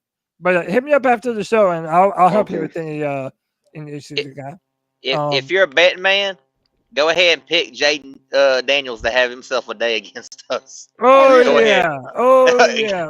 yeah, that is. No, but I thought something was wrong with it, because some of it was like Chuba would get over 1 yard. I was like, what kind of bet is this? Well, no, sometimes they do that. They'll offer you like gimme. They offer gimmies. Yeah. That's what they do. So they'll give you that one that's guaranteed, so that way you can pick a couple more, and hopefully, that's like one easier one off of a potential I got you. winning ticket. Yeah. They do that all the time. Every single, I believe every single Sunday they do a free pick on either Joe Burrow, a running back, or someone. My last question to that, and so you can get on, is: so if I make 4 picks, what do I do to tell Underdog I'm done with my picks, and I'm finished now? Yeah, you just submit your entry. Once you have all your picks set on higher or lower, and you pick which one you want to do, you just set your entry, and then it's locked in. Okay. Yeah, knowing my luck, man, that'd be the one day that Chuba doesn't play because he got injured in practice or something. Yeah. Well, you can make the picks all the way up to right before game time. So yeah, he'd get injured in warm-ups. Yeah. Damn. I ain't making shit until let me welcome my man C3 Kobe to the building. Kobe, what's up, dude? Cole. What up, bud? What's up, Cole? What up, Cole?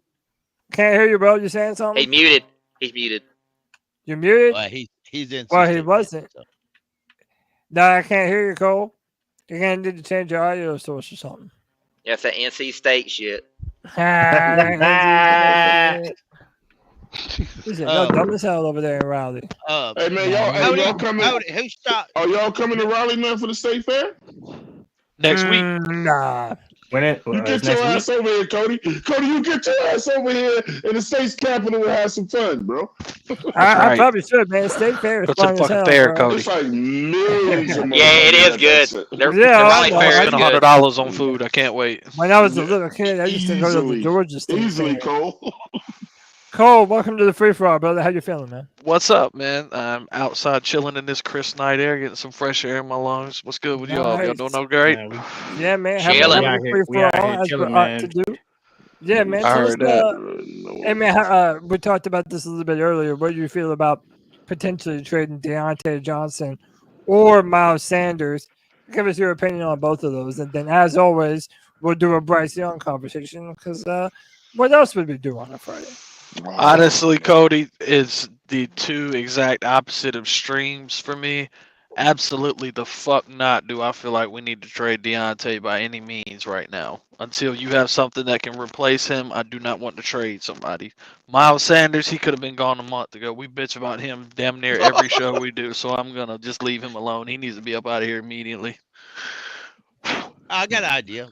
What's the possibilities that we can package Miles Sanders, Ian Thomas, and Bryce Young in a trade to whoever for a conditional pick in 2030? I just don't know if they're going to take all that cap room. 2030. If they're going, I don't think a team's going to take all their contracts though. We trade him to Cleveland. We're trading him to Cleveland. They don't. Oh yeah, they got the money. Anyway. Yeah, they don't care. They don't care. I think you would have to get 3 teams involved, though. Yeah, that had to be a bunch of shit. For that to happen, you definitely. I'm just joking though. In what reality, up, Edge? I didn't know you was there. What's good? In reality, a lot of these players will be gone at the end of this year, kind of automatically. So, a lot of these players are already. When one thing about Brandon tell us, when some of these players he redid their contracts, he redid them in such a way that even the DJ wanted, where he extended his and added some voided years to it. And I hate voided years, but the way he set that contract up now, we can still cut him and only pay $835 or $835. Sure, I like that. It's less than $1 million. It's the way he wrote that contract out at the end, like the beginning part of next year, like in probably March. We can cut him and absolutely not pay him, but less than $1 million to leave, which is really good, and not have hardly anything on as far as dead cap. He's been doing great making these contracts, Pickle. He's been doing really good with them. Yeah. Let me pull that up. That's what it makes you wonder how he's doing so well. We make that money.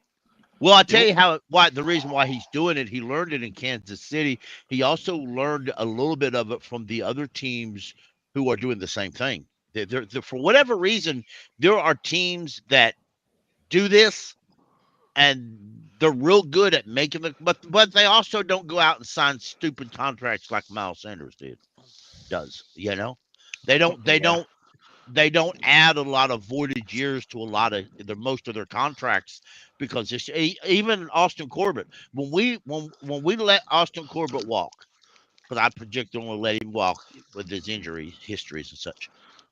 Next year, he's still going to count $7.7 million on our salary, because it's a part of that Scott Fitterer voided year contract. What player are you talking? That's Sanders. No, I'm talking about I was talking about Austin Corbett. the voided contracts and Austin Corbett that we're still going to have $7 million.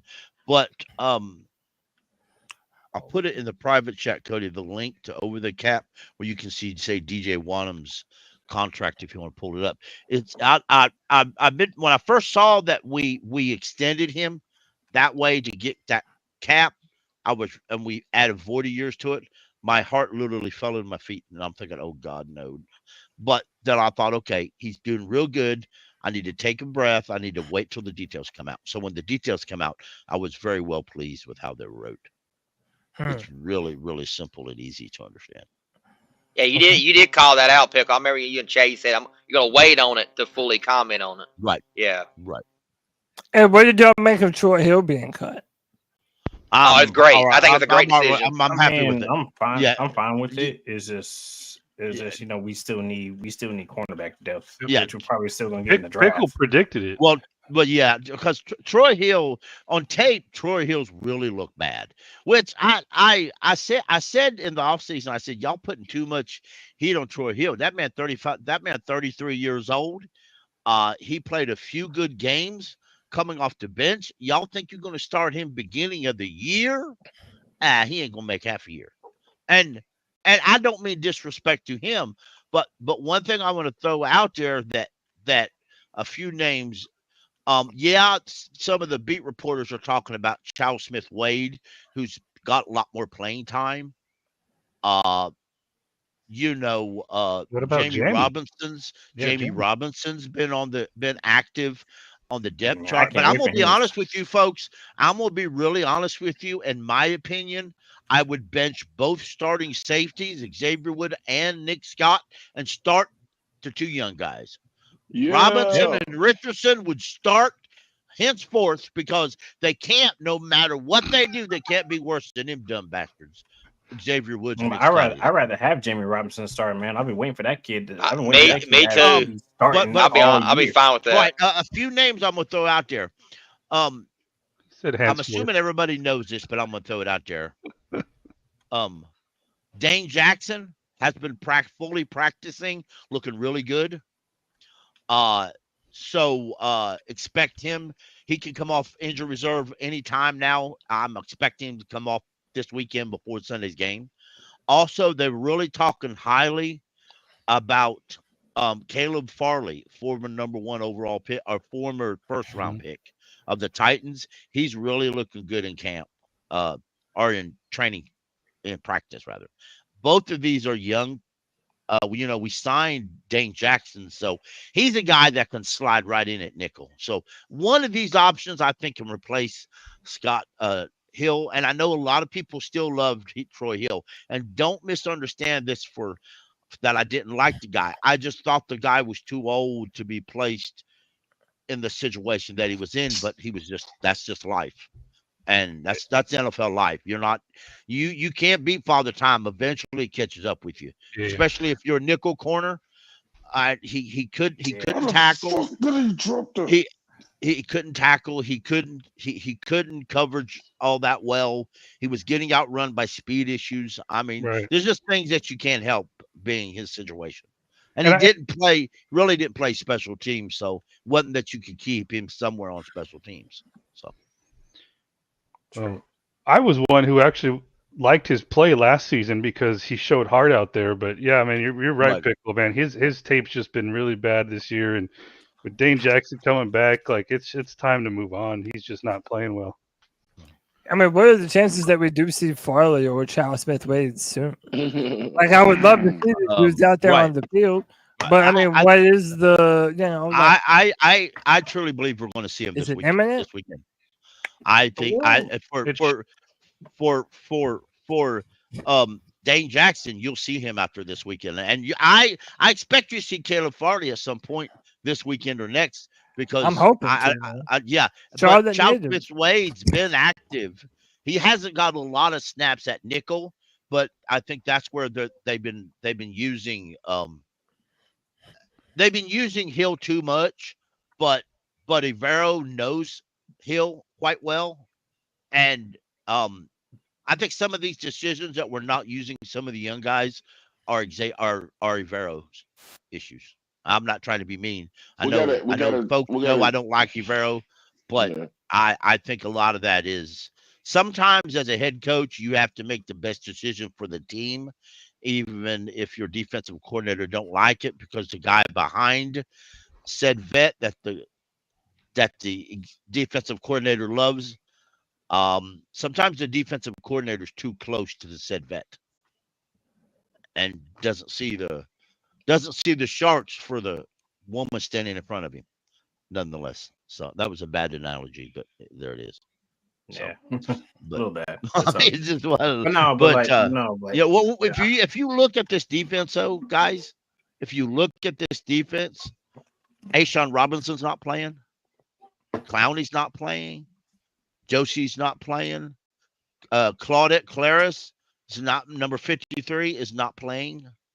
I mean, all guys that came from another team, and a lot of them been traded. The reason why motherfuckers can't find a home is because they're not as good as you think they are. Right.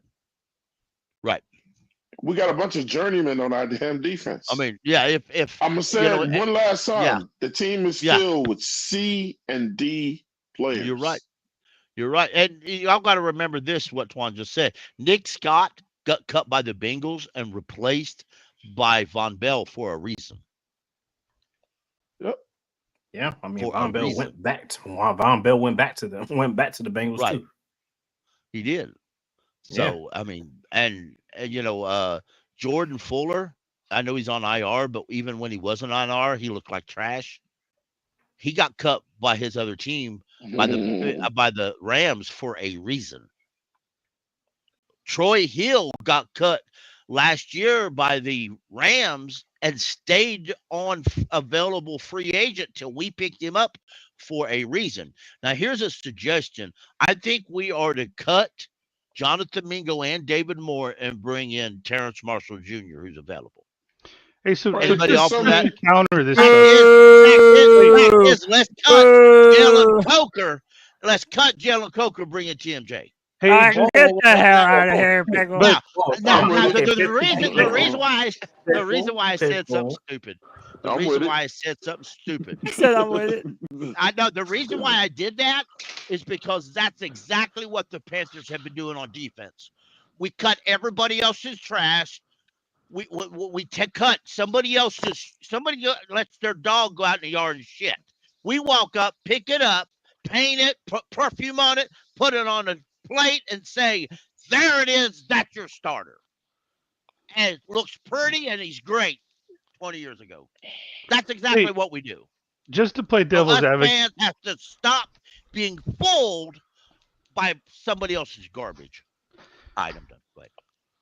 Well, just to play devil's advocate to that, we just got done talking about scheme. And so some of these players came in on the belief that maybe they would fit Ivero's scheme better than where they were let go.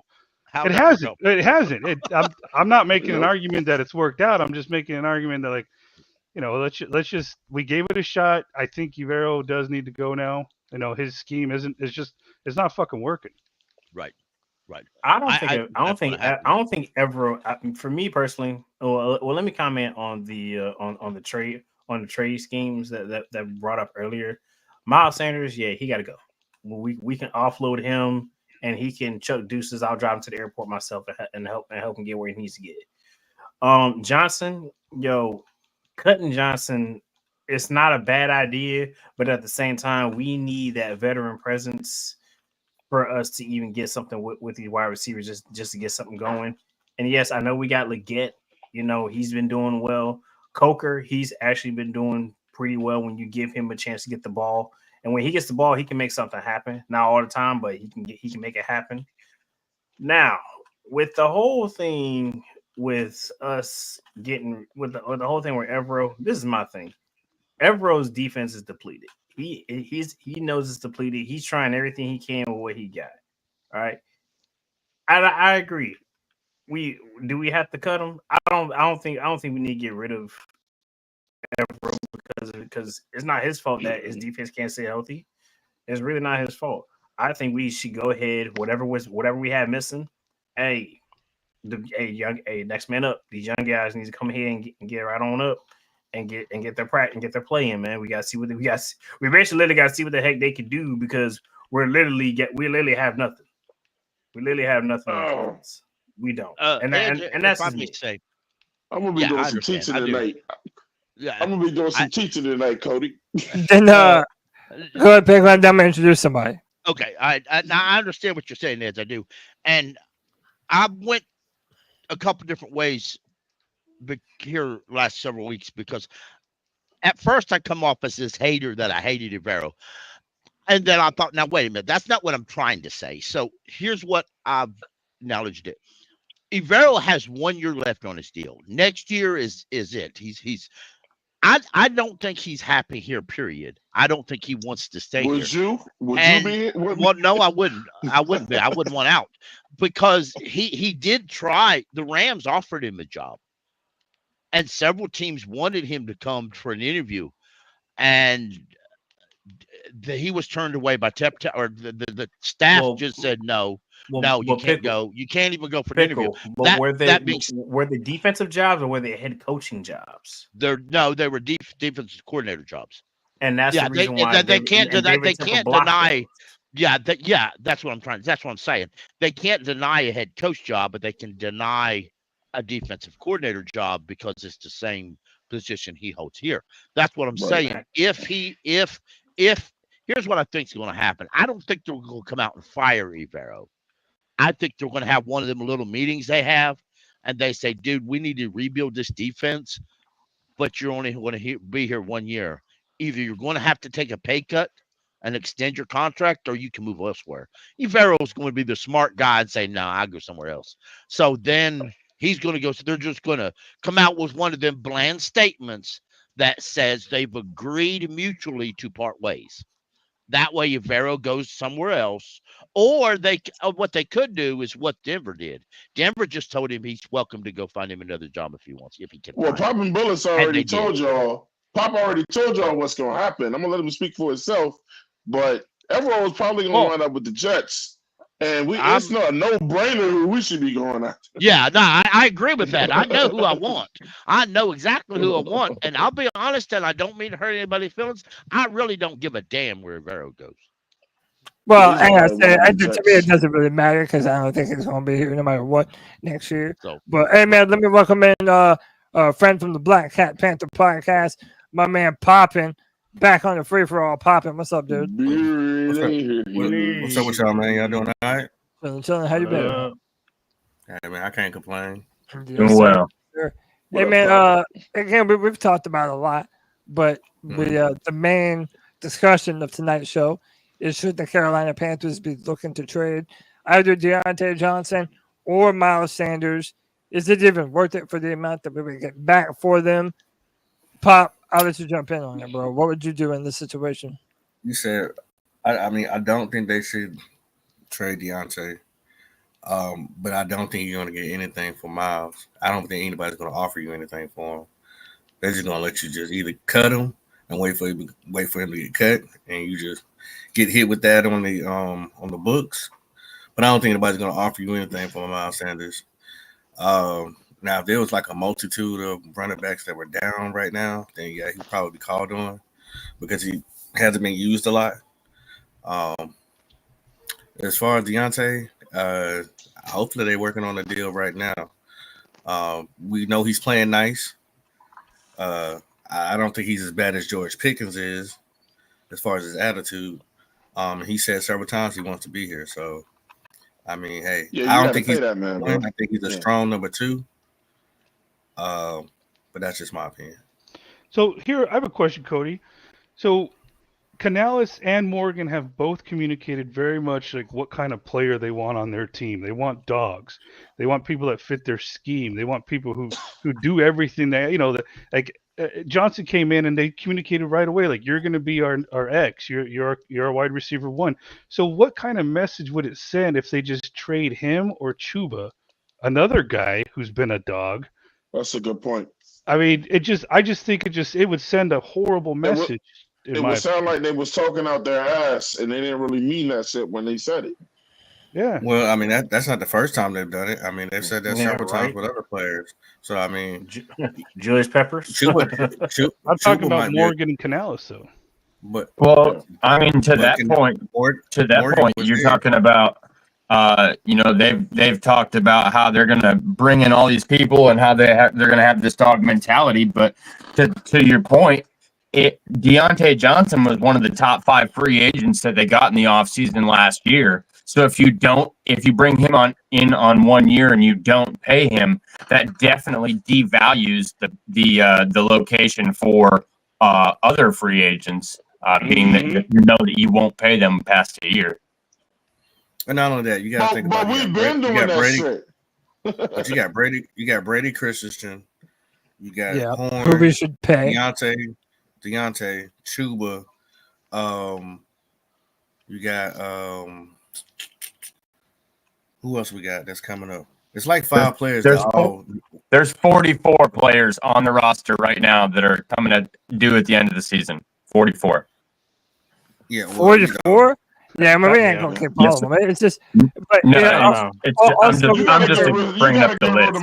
But let's also remember for context that of all those players that Pop just mentioned, J.C. Horn will be the most expensive, so they're going to be paying top corner money in NFL terms. So Chuba, again, running backs aren't really like breaking the bank. But that's a good point. If Christensen plays good at center the rest of the year, dude, he's been good every year at multiple different positions now on the O-line. Why would you not want to have a weapon like that available to you in the future, especially if he might be a long-term center? It just doesn't make sense. So right now, those 2 guys are probably Michael Jackson. He can go, man. Michael Jackson is a C3 player. He have a lot of draft picks too. I'm gonna tell you what they're gonna do Michael Jackson. But check this out. That's another reason why Troy Hill is out of here, because he couldn't help stop the run. When Dame Jackson get back, they're probably gonna move Michael Jackson down to the big nickel because he's better in that short coverage, and then put Dame Jackson on the outside. Also, I know a lot of people don't value these positions important, but I'm going to say them. All 3 of your specialists are also unrestricted free agents this year. Your punter, your kicker, and your long snapper. I'd rather the thicker kicker anyway. Honestly, I agree with the kicker. I didn't want Eddie back, so. But I mean, I'll get rid of freaking the kicker and long snapper. Just keep the punter. So Cody, this is what I was talking about with the teach thing, right? Just tell me if y'all agree with me on this situation right here. As far as who we got starting now, this is who I would bring back. I bring Andy Dalton back for 1 year. I sign Chuba. I'm signing Diontae. Liggett is going to be here no matter what. Coker could go wherever the fuck he gone. Tommy Tremble, I will start thinking to move on from him. You know what I'm saying? We can't do anything with Quando. He's a free agent. He's a free agent. You got to sign J.C. Horn. You got to sign J.C. So no, I ain't got to that. Look, most of the line, except with Taylor Moton, if he's up, I'm moving on from his ass too. He's not. Listen, A'Shawn Robinson, I don't know what we signed him to, but I wouldn't want to bring him back. Shy Tuttle can go. I'm talking about I'm not. Look, don't get on me if their contract's not up yet. I'm just saying people that can go. Shy Tuttle ain't got it. I ain't tripping on LeBron Ray. He can go. Charles Harris, whatever. Trevin Wallace, yes. I mean, he ain't going nowhere either. I can see potential in him. This Josie Jewell shit ain't working out. C player to me. Jadeveon Clowney gave you his best years in Baltimore. He can go. Michael Jackson, I ain't big on him. He's a CD player. He looks good now, but overall, he can go. Man, I'm not into holding on to these guys or whatever. Now, on defense, when it comes to what Poppin' Bullets just said, when you're talking about J.C. Horn, I ain't fucking paying J.C. Horn no big contract or he can fucking walk because we only had his ass for 1 year and we still holding our breath on that. I'm not doing it. I'm not signing J.C. Horn to no big-ass contract, and he ain't got no motherfucking resume except nothing but being hurt. That's a gamble. That's a gamble. Twan, the team is the defense is already ass. What you just did right just now, you just got rid of everybody. So who we putting out there? The Water Boys? No, I mean, no. People. I kept most of the offense. Yeah, I kept most of the offense. You know what I'm saying? I did. No, but like Pickle said earlier, let's start running some of them young guys on defense. Let's see what the fuck Jamie Robinson got and some of these other guys. You know what I'm saying? If they ain't got it or whatever, when their time comes, then they can go too. But I'm sick and tired of holding on to fucking D players and C players, and we trying to make these motherfuckers sound like they good. They're not. That's why we don't win games, because they suck. The offense is not that fucking bad, because at least they put up enough points to win. The offense puts up enough points to win. What? Can you do me a favor? Can you pull up the salary cap after this year? Yeah, I can pull it up too. Shit, I sent you a DM on Twitter, Cody. It's got the list. Yeah, because that way we can really kind of like give it a quick look. We spend the AB money, but we only getting back C and D players. But J.C. Horn is on his 5th-year option next year, so we don't have to pay him next year. Yeah, I ain't giving him no back. Fuck that. So hold on. I don't know if I don't know if y'all can see. It's sort of hard to see. Yeah, my bad. No, it's all right. But I'll pull it up. Well, I might be able to. Hold on. Yeah, I already got it up on my end right here. But that's the roster. What's Cody has right there is it's the roster and the practice squad. Everybody that's highlighted in red is on the last year of their deal. If y'all want to share something, put it up and I'll put it up there. Man, Mike Jack ain't doing shit. AJ, calm down, bro. I'll pull up the salary cap here in a minute. But listen, I understand a little bit of what Twan is saying. Like that's what makes it so hard to pay any of these guys right now. It's like the team is so bad. It's like, why are we paying top flight for these guys that are on the team right now? And we're the worst damn team in the NFL. And I do understand that conundrum, though, of like not wanting to pay J.C. Horn. In my opinion, he has to play under the 5th-year option. We need another year. We need another year of him being a solid shutdown corner. That's dependable. And I like J.C. Horn. That was my number 1 corner, even over Patrick Surtain. And I know a lot of people give people shit about that, but I felt like the college film was better from Horn. Right now, he's going to be the most expensive. So if we're going to pay him that amount of money, I want to see a little bit more from him first. So in my mind right now, I would say Brady Christensen, and I would say Chuba Hubbard, just on principle. That dude has been busting ass for the Panthers for 4 years now and gotten better every single year. So why would you not reward that and give yourself a little more cushion for Jonathan Brooks to not have to be the bell cow running back right away in this offense? Cushion for that push. Sadly enough, and my final thing, sadly enough, to me that means even though I would like to have Diontae Johnson, if he ends up being the odd man out in that scenario, I guess I don't really mind it. You know, it's almost like a necessary evil at this point. Like, I don't want to move on from him, but I understand if that's what they ended up doing too, because the Panthers never commit to a full rebuild. Ever. We never commit to a full rebuild. And now when you have the opportunity to actually do so, I feel like shame on us if we don't capitalize on that when we have another opportunity to do so. Cody, here's what I was talking about before. Yeah, here's what I was talking about. Here's DJ Wanham's deal where he did those 40 years. But if you look, if they cut him on June 1st, and I remember the workout bonus, what I was talking about before, he has a workout bonus. But if you cut him, you're going to save $6.6 million. Now, all this, the voided stuff, that's just a prorated bonus. That's this right here. So I believe they, unless he comes back, which it don't look like he's going to be ready by the 11th, and I think he'll end up staying on IR this year. I believe they're going to cut him. I really do, because, and I believe they should. He hadn't done shit for us. I mean, it ain't going to be letting you doing anything. Pickle, what's the overall salary cap for 2025? Not what you think. Well, don't they? Million. We won't know what the but again, I know, but just like a roundabout. Right, a roundabout. But there's a lot of, for example, if you dump Miles, you're going to save a lot of money. If you trade Miles, you're going to save money. Shy total in itself, if you cut Shy total, you're going to save money. So, well, if you got to do a post June 1st cut for him, but so there's a lot of ways they can get money. They just have to, that's just what you're doing. You're going to have to get money, but my thing is, isn't it funny that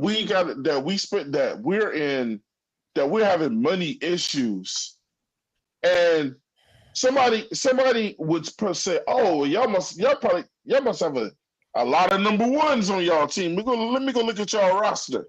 You know what I'm saying? Yeah, they don't want to do that. Like, y'all must have all kinds of that. Right, and a lot of that, in my opinion, is they got shit on this roster. This contract right here.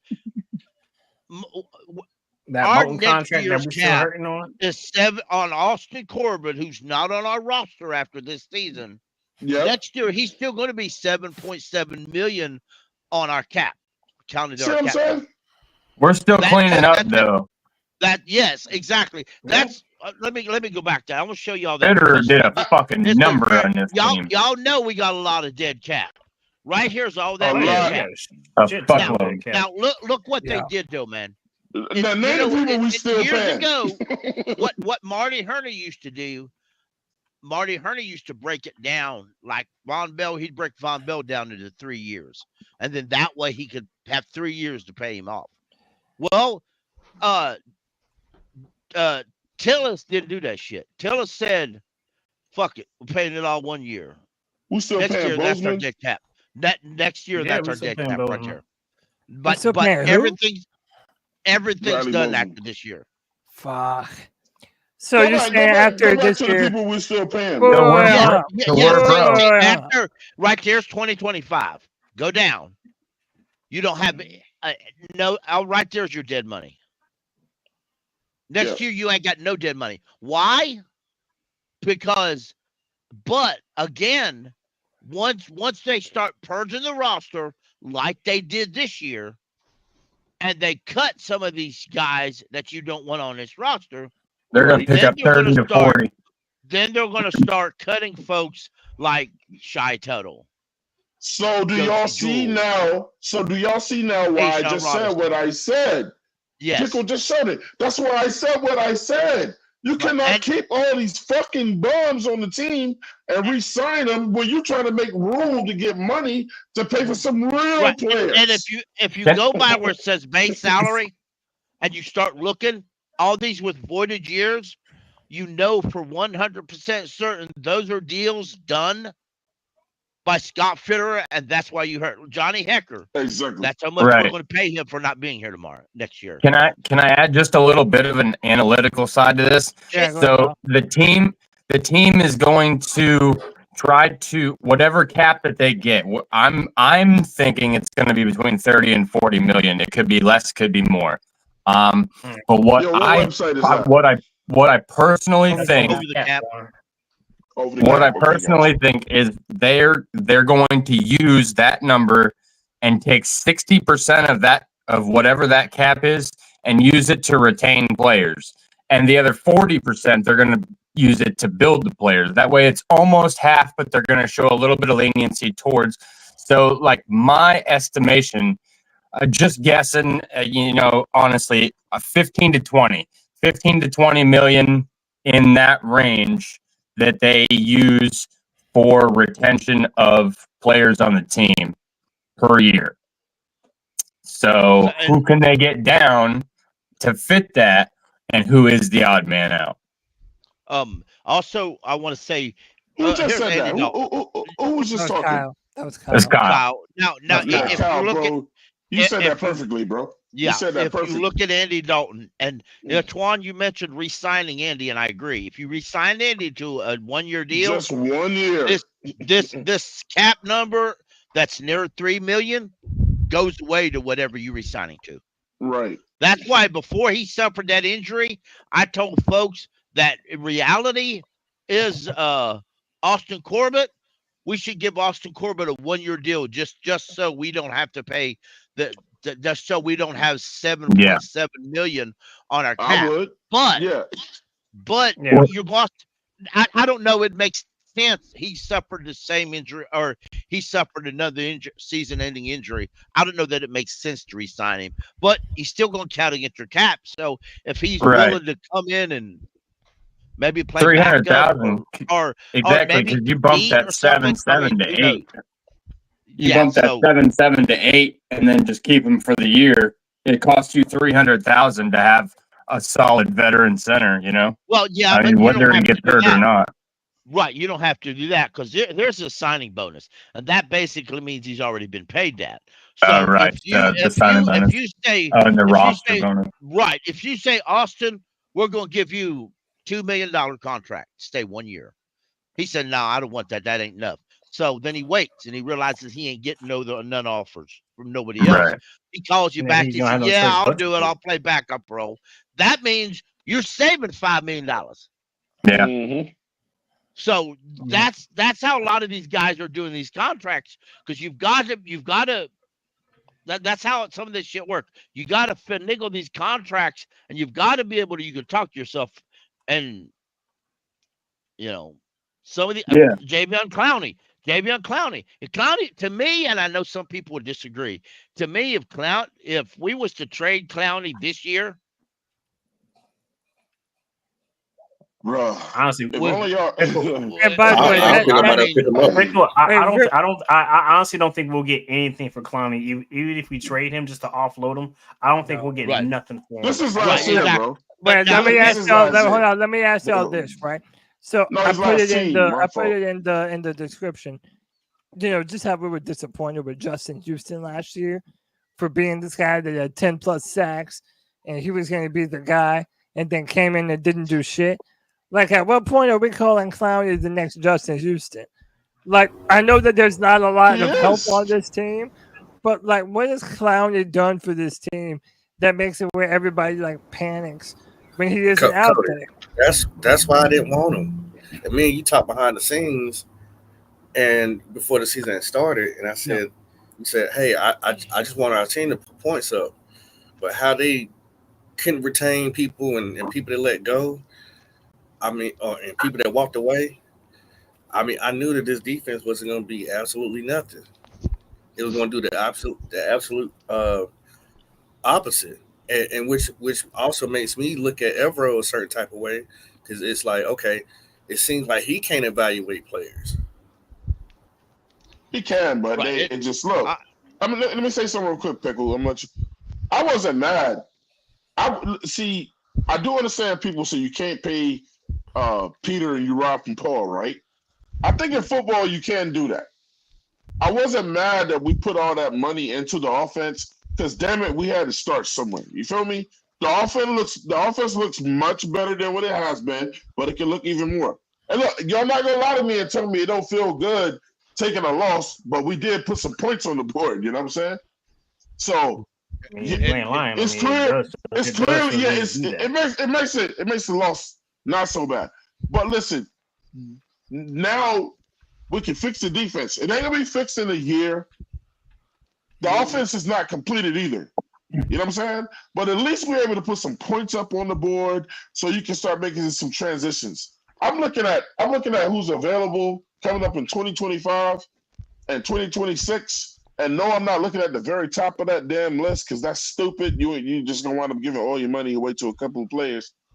But bro, there's some things coming out, and if we can get something done next year for 2025 and make this team a more attractable team, bro, then we can start making some moves. And now, you know what I'm saying, that we got all these picks, but we cannot start thinking about so much about free agency that we're overlooking drafting great players coming in. We got to start hitting on some of these damn draft picks, man. We really do, bro. Guys that come in and they can ball right away. Yeah, they got to do better during draft. But Cody, it looks like Promise the QS Panda is questioning my prediction before it happened, and Cody can tell you, we really had a talk before the season even started, and I told him the defense is gonna be trash. So hindsight is 2020, but I was absolutely correct. I'm sorry you wasn't there. But and hey, well, hold on, and Pop, you remember at the time, my mindset was, and I said this on Black Cat, that if the defense takes a step back, I'm prepared. It was gonna have to take a hit.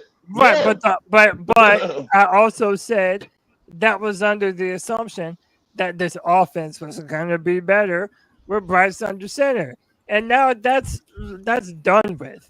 You know what I'm saying? Like nobody's wanting to see Bryce, well, except Twan maybe. But I mean, hey, man, that is what you said. Don't put that out there. Don't put your words. Those are your words. Don't put that shit out there. Those are your words. You know what I meant. You know what I meant. Hey, I'm just saying what you told me. You know what I meant. So, Cody, Promise say about what you knew the injuries were going to happen. Cody Even trying the to get me injuries killed. didn't happen because of the players that we acquired. I knew that the defense was going to be trash. We didn't get better talent. No, but sure didn't. That's the problem. It don't matter if any of these guys were healthy. They wouldn't been a better defense than last year's defense. And that's just off of talent. So if you watch football, like I watch football. And you look at talent, none of these guys that we got were Pro Bowlers. None of these guys were absolutely just amazing stars, and if they were getting help or coming from a good defense already. None of these guys were studs by themselves. So, yes, that's how I was able to predict what I was able to predict. By the way, I just want to let me respond to this comment, though, from Chad Howell. He says, Clowney ain't going to look good, but no one else is drawing the double team. And, yeah, look, Derek Brown, would he help right now? Absolutely, he would. Derek Brown, but I also feel like this is the same excuses. This is the same excuses that people made for Brian Burns. Oh, like maybe he'd be good if Brian Burns had somebody else on the other side of him. The difference is just $20 million less. It's the same argument, though. I don't know, man. Like it's not. Like I'm not trying to put it all on Clowney because I know we have a ton of injuries right now, but at the same time, like. Dude, Clowney's never been the man by himself. Clowney has never dominated by himself. Yeah, that's what I was getting ready to say. He never dominated. Stop putting that guy at some place that he doesn't belong at all. Because if you look at these statistics right here, Clowney often misses a game or two a year. Yeah. Okay. Right. And there's his injuries. You also look at the sacks. He's never been a high sack guy. And yes, look what 2020 was with the guy right next to him, or right across the line from him was he was in Cleveland with Myles Garrett, and he had no sacks. So I promise. Here's what I'm gonna say. I'm gonna speak as if I'm white chocolate espresso. Okay. Number one, the question was, what has Clowney done? Well, he's done more than Wanham. That's for damn sure. Yeah. Number two, what other options did we have at the time? We all knew it was fucking thin as fuck. So I think if anyone's disappointed, it's just because of our expectations. And number three, he was a gamecock. That's all you need. I want to point out something. I want to give. I want to give. Popping Bullets. I want to give him his flowers, man. Him and Cody.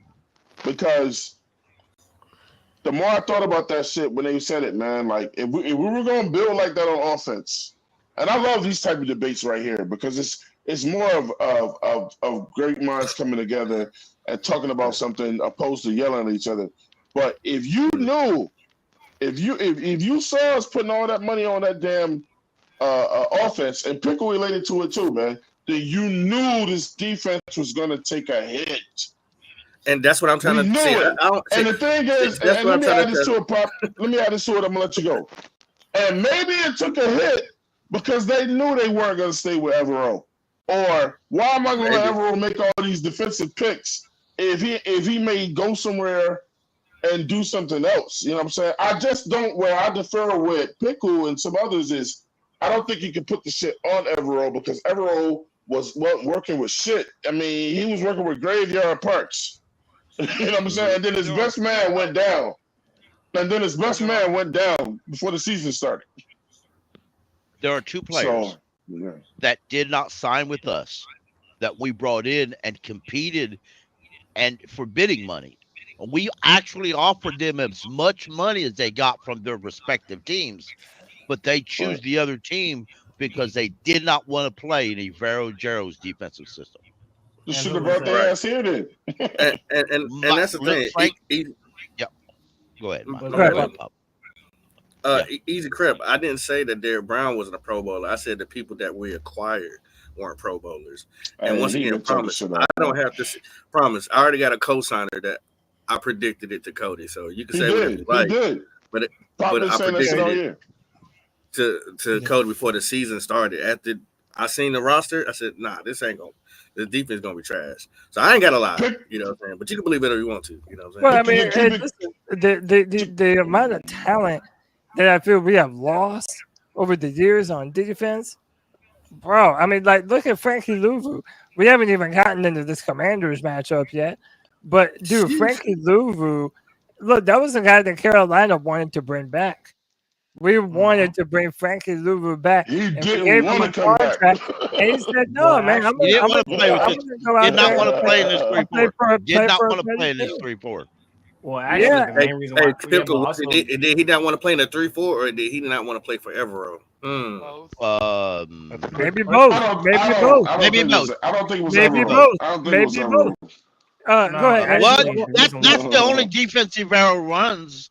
That's my guess. I'm guessing. I'm just guessing. Edge, what were you gonna say? So basically with the whole Frankie Louvu stuff, he said in the interview the reason why he didn't come back is because he wanted to play with Dan Quinn. When Dan Quinn became a head coach, that's the guy he actually truly wanted to play for. And I'm gonna let you know right now, he squashed all that beef that people thought, since we didn't bring back Brian Burns, that's the main reason why he left. He said, no, Brian Burns was never the reason why I left. I wanted to play with Dan Quinn. I've always wanted to play for Dan Quinn. The Panthers could have gave me a huge contract. I still would have played for Dan Quinn because that's who I wanted to play for. That means he didn't want to play for Am I hearing you correctly that maybe to get our defense looking good, we should have hired a defensive head coach? Oh, I said it. Pickle's been on that. We can go that route. We can definitely go that route again if you want to. Defensive coaches are the ones that are winning right now. Yeah, that's true. They are. Exactly.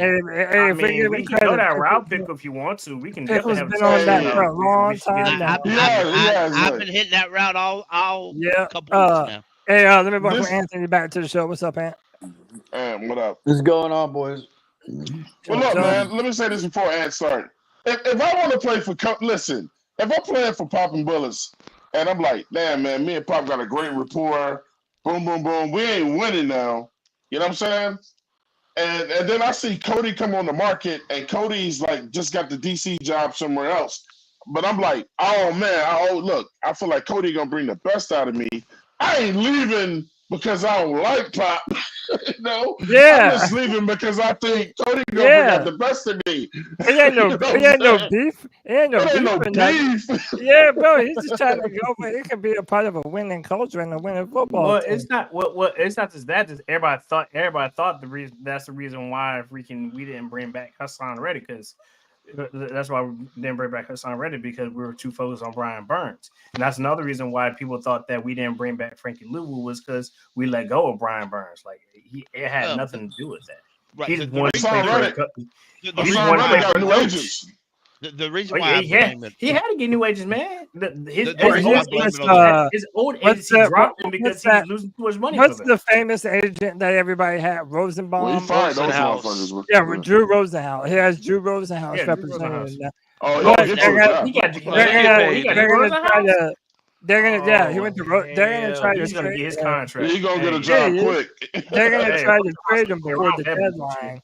But I don't know what other team is going to be willing to. You're gonna have to pay for that shit though. Grab the contract. Let me ask you a question. How many starters on our defense is hurt? On our deep. Well, hold up. I'll tell you right now. Let me bring up the list of. Bro, we got defensive players just checking out. No. How many starters? How many starters is hurt? 6. No. We have All right, so go through them. Derek Brown. You got Dame Jackson, right? You got Wanham. Yeah. You got Clowney just got hurt, but I figured you were gonna check out since we started losing. You got Clowney hurt. That's and right here, these are all the players that are out for this Sunday and those who are doubtful or questionable. But overall, you have Derek Brown out for the year. I don't know when Robinson is going to come back. Dude, we're banged up. And that's another thing, man. And I bring it up, I feel like every single year we're talking about this. Why are the Panthers always so fucking hurt? Like, always with the injuries, man. Shit, they condition always so hurt. That's terrible. Why did they rehab so slow? Twan, remember when we brought that up? We used to have the best in the league, but old boy took him with him to Buffalo. Mm-hmm. No. Y'all remember when James Anderson or that Dr. Anderson used to be our team doctor? I forgot about James Andrews. Y'all know in 20 catch this date out, y'all. In 2018, in 2018 he left the Panthers and went to the Packers. In 2018. No, what else happened in 2018? We got a new owner. We started, Oh yeah. But I'm talking about when what's the head coach with the Bills? Sean McDermott. McDermott was with us. When McDermott went to the Bills, he took our entire strength and conditioning staff with him. They followed him. Damn, man. Bro, listen, when you think back at those times, we hardly ever had hurt players. But dude, that's like, what am I missing here? I nobody watching how these dudes eat. But dude, is it really just the medical staff being so bad that now it's leading to more and more hurt players? Because to me, it's like that is malpractice. If you have that type of problem, it could be the turf. If they don't know how to eat the turf, if they ain't lifting weights properly, but remember all this new shit. Go ahead. No, a lot of these players weren't even injured in Bank of America Stadium, though. So yeah, turf definitely plays into it. Yeah, so like Derek Brown, Derek Brown got hurt in New Orleans. You know, so I yelling at turf, bro. J.C. Horn got hurt at Atlanta. I mean, I know the turf is bad. He also got hurt in Tampa Bay. Freaking Derek Brown got hurt and got hurt at New Orleans. I mean, yeah, so that's what I'm saying. You can't put it all on the turf. No doubt that it's terrible. He just said that was one of the things. It's definitely in my mind. It plays a part, but I don't know how much to blame on. I don't know who else. I don't know who else around here play football. But look, I'm gonna tell y'all straight up. I always preferred the turf more, man. It's a harder fall, but bro, the grip you get on that bitch is different. Yeah, it's faster. A lot of it is now they have to report so much. Yeah, back in the day when you walk around and you just a little limping and it ain't no big deal because you've been playing all year anyway, and you're just gonna say, I got bumps and bruises, and that's just gonna happen. Now it's like, trainer, doctors, everybody's gonna look at all that shit. And nowadays doctors don't diagnose shit; they let the MRI do it. Yeah, so true. But the MRI, so now everything's so focused. The MRI. Yeah, go ahead, Pickle. Yeah, a lot of these are so focused on. Go ahead. No, look. Do you know? Hey, look. I'm telling y'all, Angie about to have a baby when I say this shit. Do y'all know, man? Listen. Do y'all know who has the best equipment and all the greatest shit to get your body right from head to toe? College. fucking college. Man, go look at the facilities that Clemson has, and go look at the facilities that these top-notch schools has. These motherfuckers on another level. Nah, fuck because that, bro. Another level. Just go to the LSU. No, go to the LSU. Go to LSU. Look at. Go to man, LSU. They're on another level. They're on another level, bro, with this shit. You'll never be fucking hurt. Alabama, Texas, Michigan. But by the way, but because of that Texas redid their shit. Because of that college football money, believe it or not, they got more money to dump into those facilities than NFL teams do. Right. So it's like they can afford to do shit like and that. You're a billionaire though, bro. These billionaire owners is like, man, why would you not want your players having some of the best shit? Like, you ain't got to go buy a college. Just buy the weight room that they have, bro. Yeah. I mean, and maybe we need to start paying Clemson to go. I'm telling you, to go down to Cody, no, Cody. Yeah, I'm saying, Cody, we might need to go where there's some real facilities. You know what I'm saying? Also, college football teams have 100 players, man. They got 100 players, so they can. Yeah, they that's another thing. Dude, have you seen what they have though? What should make it even more affordable for the league? Dude, they have sensory deprivation tanks. Have y'all ever heard of that shit? Well, Dude, yeah, but you didn't pay for that shit. You didn't pay for that shit. The boosters, the taxes pays for it. And the boosters. The taxes. Well, there's no excuse as to why Tepper Entertainment. Yeah, Tepper's got plenty of money. Listen. At the same time, I'm telling y'all, though, a part of this y'all are missing out on. Man, we've just been so bad. Some of these players are just checking out. They're like, I believe that too. Yeah, I need to conserve my body for the next team I'm going on, and that's just the sad truth. But y'all got mad. But y'all got mad when motherfucking Burns was doing that shit. When he was making businesses. Some of this was doing it for sure. That So CMC's daddy called his ass out on XM Radio over the air live. I heard that shit. He called his ass out and says, Christian, he said, I told Christensen, he said when he was with the Panthers his second year, not to buff himself up too much and overwork his body in off season. But he don't listen to me because I'm old and I don't know nothing. So when he went on into reserve, he heard about it. He's a gym rat, man. He don't know when to sit down. But I don't know if y'all talked about this yet. Are any of y'all excited about seeing Jonathan Brooks? Yeah, man, we talked about that a little bit. I want him to sit. When do y'all? Well, that brings me to another. We talked about it a little bit earlier, but we can talk about it some more. When do y'all want to see Jonathan Brooks? And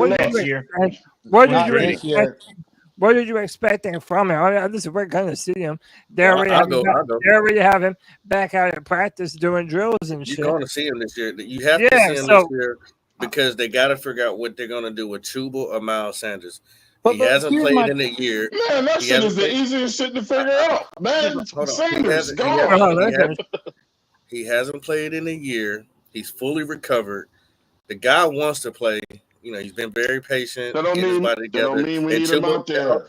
Hold on, Twan. My bad, Pop. I understand what you're trying to say. You're trying to be nurturing to. Well, y'all trying to rush this man back though. Are the fans trying to rush him back? He's coming back whether we rush him or not. Let Pop finish, then we'll open it up. Go ahead, Pop. It's been a whole year, y'all. A whole year. You act like he got hurt last week. A whole year. He had a whole birthday. And to mind you, Pop, we drafted him in the second round. In a day and age where even spending anywhere between first, second, or third round picks on a running back, like that's a lot, man. And also keep in mind, I know Brooks was drafted to be a weapon for Bryce Young, but now that Bryce Young isn't there, I think it's even more imperative. They ain't doing shit for him no more. I want to see him in 2 weeks, Cody. Player he's going to be. You better, bro. Who's we play in 2 weeks? I mean, I want to see him play. I want to see him in 2 weeks. I don't want to see him play, honestly, but at the same time, like you invested. Go ahead. Yeah, we're gonna see him. Go ahead, Ant. No, I know. I don't know. I just didn't want to see him this year after like what Chu was doing, but you might. I mean, if you want to, you might as well. I mean, you invested a second round pick in him. Like, he better be good, bro. That's all I'm saying. Like, they've already telling y'all that he's gonna play, so there ain't no waiting. He's going to. All right. Yeah, he's already running. He's gonna play this year, and I'll say it. I expect him to be active on the field playing in a real game before the 11th, before the trade deadline hits. So that way, if they choose to trade a player or they want to make a player massively available for hardly nothing, hint, Miles Sanders, I think that's what they want to do. Yeah, that's why I'm really wanting to trade Sanders. Pickle, that was smart right there, Pickle. One more thing I'm add on and be quiet. I want him to get in the game before they put Bryce back in the game, too. Okay, so get him going a little bit. No, you mean get him going a little bit so that way it's an easy handoff. Right when you get in there between him and Chuba, you already have guys that are rolling. No, I appreciate that. And hey, man, I wanted to highlight Kyle's graph. When Kyle said earlier that there are 44 players that are going to be free agents going into next year, he was not lying. Every red name that you see on this list is not set to be on the team next year, right, Kyle?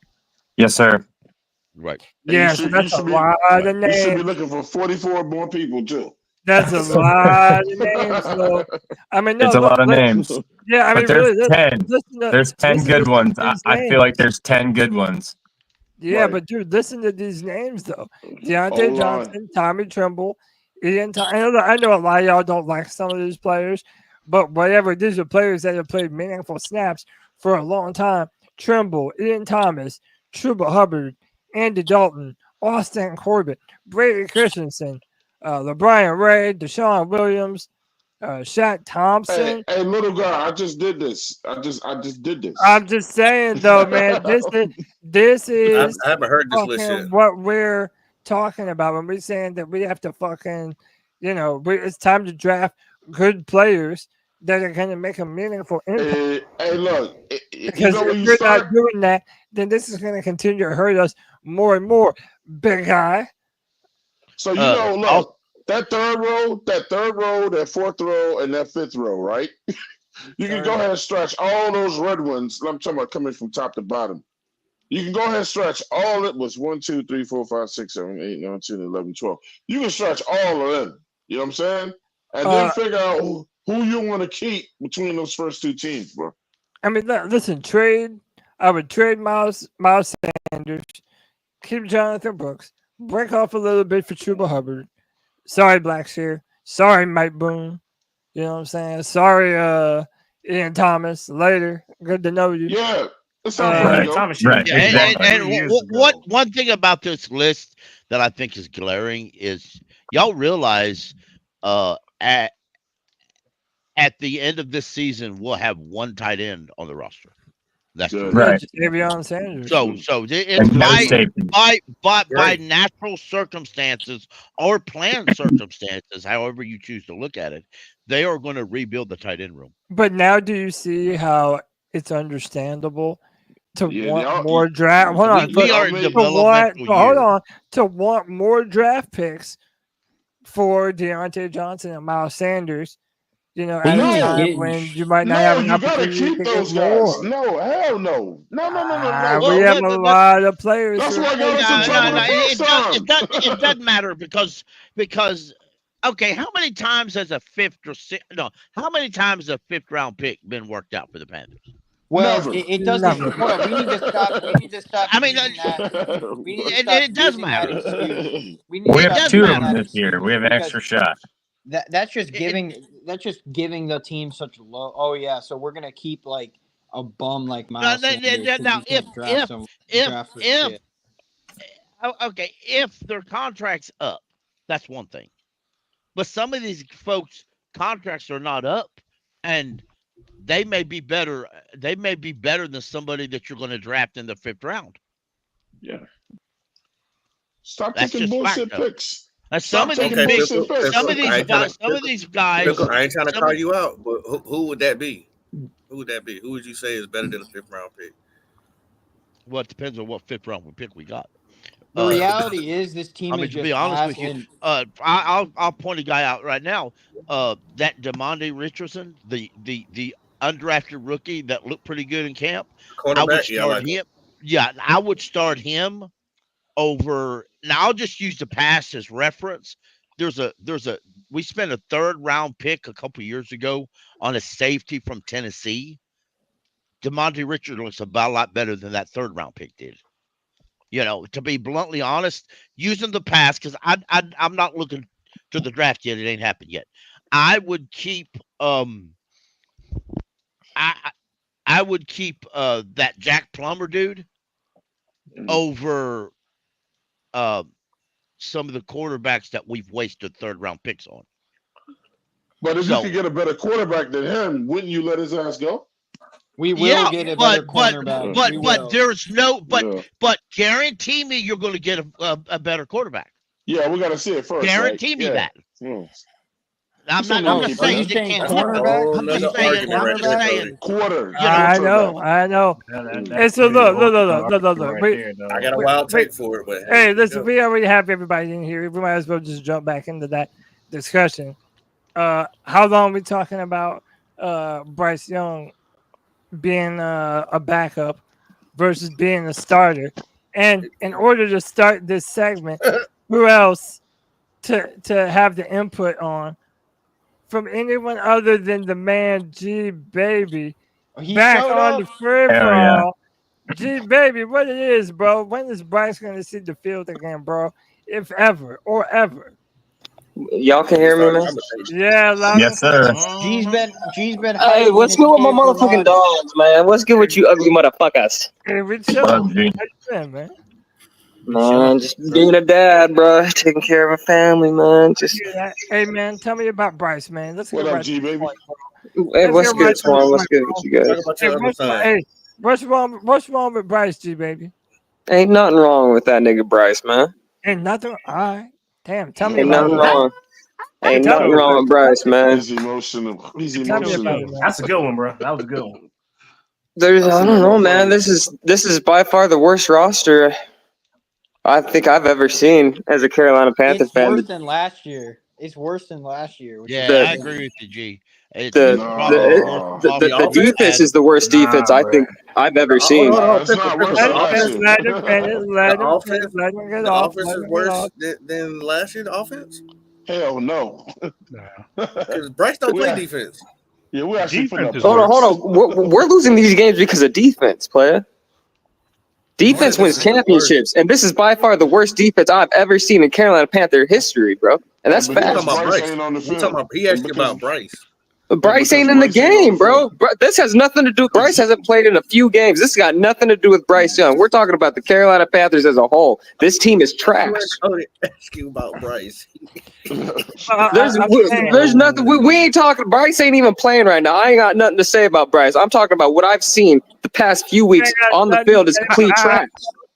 This defense is trash. But dude, let me ask you this though. Do you think Bryce ever plays another snap? Absolutely. What the fuck? It's stupid for him not to be playing right now. He should be playing right now. I would like for him to play the next game. I want him to play the next game. That's what I'm asking you, bro. Okay, hold on, baby. I gotta ask you this though. As to why Bryce should be playing over Andy Dalton. Why? He will be playing. Well, first of all, Bryce Young is in his second year, and we picked him at the #1 spot in the NFL draft. He should all these snaps he should be getting. Period, bro. There is no reason why we should be developing a 36-year-old man that fucking entered the league in 2011, bro. We look like a clown show, bro. We look like a clown show, bro.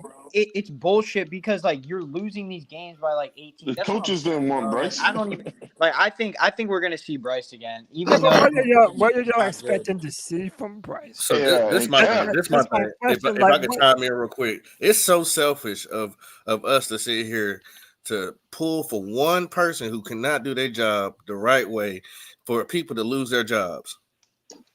It's ain't not nobody give a fuck about Andy Dalton though. That's what I'm trying to say. Like, you might as well. That's not my point. You're missing my point. People lose jobs if your quarterback doesn't perform. Yes, that's what happens.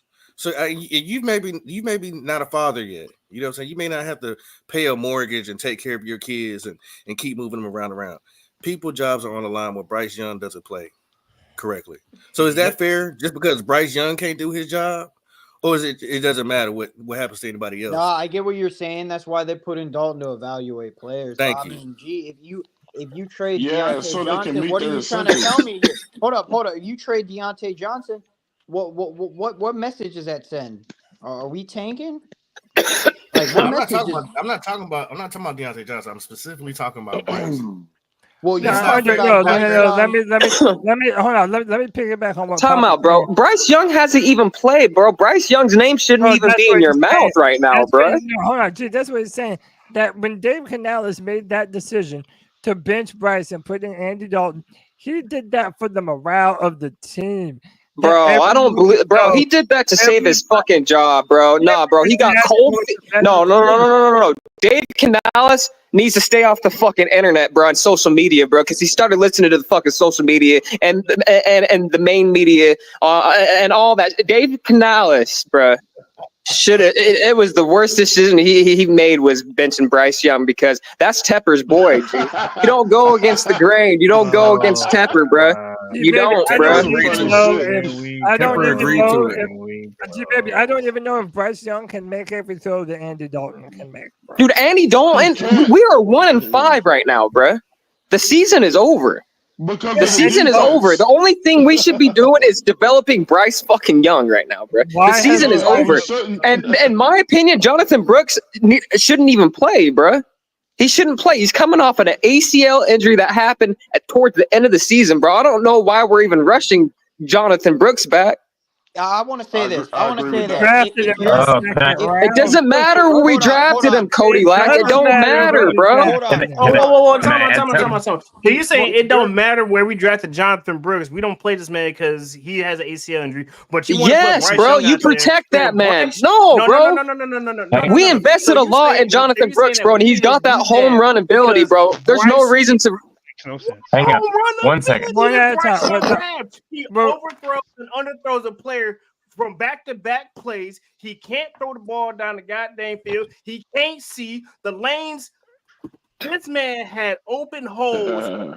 You're talking about a rookie season, bro. You're talking about a rookie fucking season, bro. Right now. Bryce Young had an open hole. We don't know what Bryce Young can do. We only seen him for a game and a half, bro. What are you talking about? Oh, we know what he can do. Nah, bro. Nah. Let me go to Bryce Young Kyle. could do nothing with it. He could throw the ball down. No, the man, Cody started this. with Andy Dalton, the same damn weapons that Bryce Young. Not mute when I hit the damn rock. Listen, let me go to Kyle real quick because there's lots of different angles to approach this from. Cody, you know what you was doing when you brought this shit up. You knew it was gonna be a fucking argument. You're right. All I wanted to say was Jonathan Brooks went on camera and said, "My doctors said I'm good, and it's a mental thing," and that's the exact same thing that Canales said. So he needs to play this season. It's a mental thing right now. That's all I wanted to say. But what? Bro, dude, we still have Chuba and Miles Sanders, and we're paying Miles Sanders a lot. I don't understand why we're rushing Jonathan Brooks back, bro. Chuba is third in rushing, bro. What's the rush? We ain't winning no fucking games. Let me defend G on this. That's why There I is agree no with point to have him go out there and potentially get injured in a wasted fucking season, bro. And this is what I'm trying to say.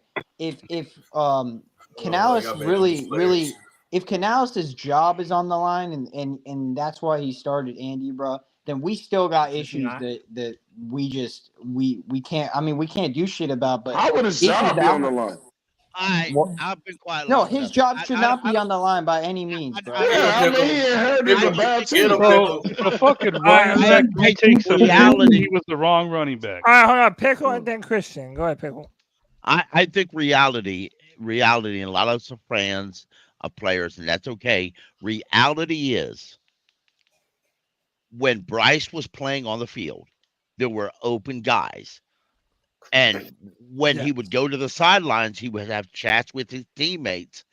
And it appeared, because we're not privy to stand on the sidelines, it appears they got upset because he was trying to tell them that they need to get open. And they're like, dude, we're open.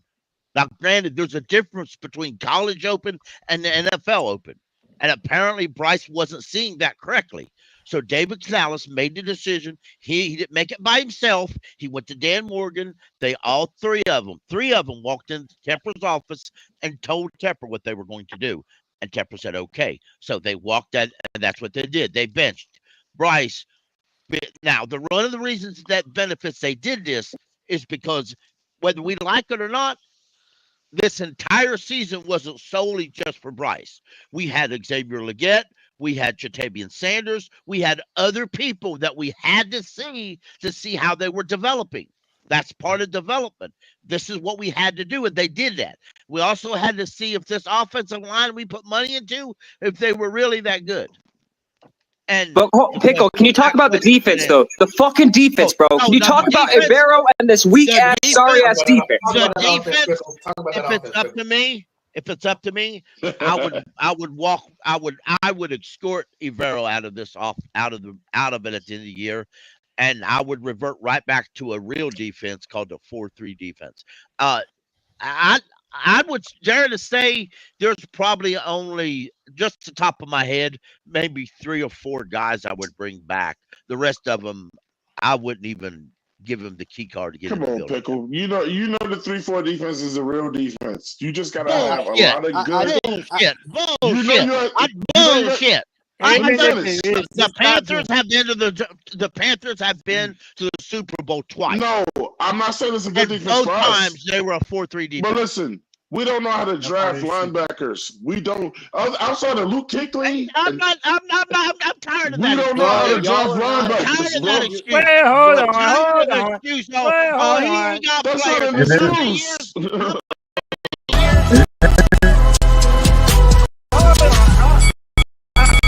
I want to talk about the defense, but I want to stay on this Bryce Young thing because we're getting people to fight. Hold on. Listen. Listen up, I'll drop the rock again. What I'm saying is that right now there is a conversation being had on do you use this time to see what you have in Bryce Young, develop him further, actually use Jonathan Brooks as the weapon that he was supposed to be for Bryce Young, and try and get something out of your first overall pick that you traded up for, or did you continue to build this team, at least for this season, around the position? I'll give you an answer. The answer is I would play him after the bye when we're like 1-7, 1-8. Just throw him out there. All right, if that's what we're talking about here, to keep the locker room level-headed, and this and that, that's why you don't play Bryce, then go ahead. But here's what else I got to say real quick. I agree. We need a 4-3 defense back. It only works. The 3-4 only works with like 2 NFL teams. Yep. That's not true. And the other thing I'm gonna say is, bro, I think what G Baby is saying is like, we can't win games with Dalton either, dog. Like the defense is going to give up 30 no matter who we're playing. Who's the quarterback? But it's not Dalton's fault. Yeah, it's not Dalton's fault. That is true. How is that not true? How is that not true, bro? Bro, the defense is giving up. Dalton hasn't done shit, bro. What are you talking about? What has he done, bro? What has Andy Dalton fucking done, bro? What has he done? He puts up enough points to get 2 seasons in a row. He gets enough. There you go, bro. He gets enough points to win. He's been in the league for how long, Twan? He's 36, and he's been in the league for 2011, dog. He should be able to do that shit. I only want to say one line. The fuck are we talking about, man? Yo, no. Panther fans are down bad, man. Y'all I swear to God, bro. I only want to. In the NFL. Let me just say one line. Let me say one line. My one line is to Anthony and G Baby. Yo, look, man, this is a simple fact, bro. Andy Dalton is the only quarterback that you can put out there on that field for the Panthers where you can honestly see what we have. Bryce Young, That's false. That's fucking. That's a lie. That's a lie, G. Bro, no, Bryce is not going to let you see what we have. Cody, the man for 84 yards. Right. 84 yards. Yeah, Bryce didn't even get over 100 yards. Let me go not what I'm to saying, Anthony and then G Baby. Go ahead. Twan, bro, I get that, bro. I've admitted that. Like, no shit. Yes, obviously. My point is, regardless, you're not. I said this from jump, and people only caught on to this a few weeks later. Andy Dalton was not going to be able to carry this team. You're still going to lose games, bro. This defense is historically bad to wherever, yes, even if the games are more watchable with Dalton, they're starting to get to the point where I don't know how much watchable they really are. It's because of the defense, Anthony. Right? That's what I've been trying to tell y'all. Yeah, you know but it's not Dalton's fault. I'm not saying it was Dalton's fault. Yeah. I'm just saying if you're Don't put up enough points to. Okay, can we agree? Don't put up enough points for us to win. And he needs the help of the defense. Let me add on to that. Even J.C. Horn came out and said, now that the offense is moving the ball he did and scoring, we got to do a better job for them. And that's the point. And now it's giving them better field position and giving the defense some time off because they're actually able to move the ball. It's like I don't think this coaching staff trusts Bryce Young to be able to throw the ball. It'll be no scoring. And by the way, he hasn't earned that trust. So, I mean, listen, I think right now there's no doubt that Andy Dalton gives you the better shot. But like what Kyle was saying earlier, at what point do you say, all right, let's give Bryce another chance so that way we can build up the confidence with him, run the football, and maybe salvage anything. After the bye. Pop, when is the bye? 2 more weeks? No, the week 11th. After the bye. Week 11. All right, so who we play after the bye? There's guys out here who have contracts that have that need to get their money. They cannot get their money with a Get the fuck out of here. They need to get their money. What the fuck are you talking about, bro? Come on, yo, man. Get the fuck out of here, man. Think about a center. Quiet. No, man. I'm sick of the bullshit with you fucking Panther fans, man. Y'all are down bad. Y'all are salty as fuck. Y'all need to fucking just grow the fuck up. Hold on. Let Pop finish. Go ahead, Pop. It's called productive. It's productive league. If you can't produce, you're going to be a cooked goose. And that's what it is. I don't know what's wrong with that man confidence. We gave him 2 games to play.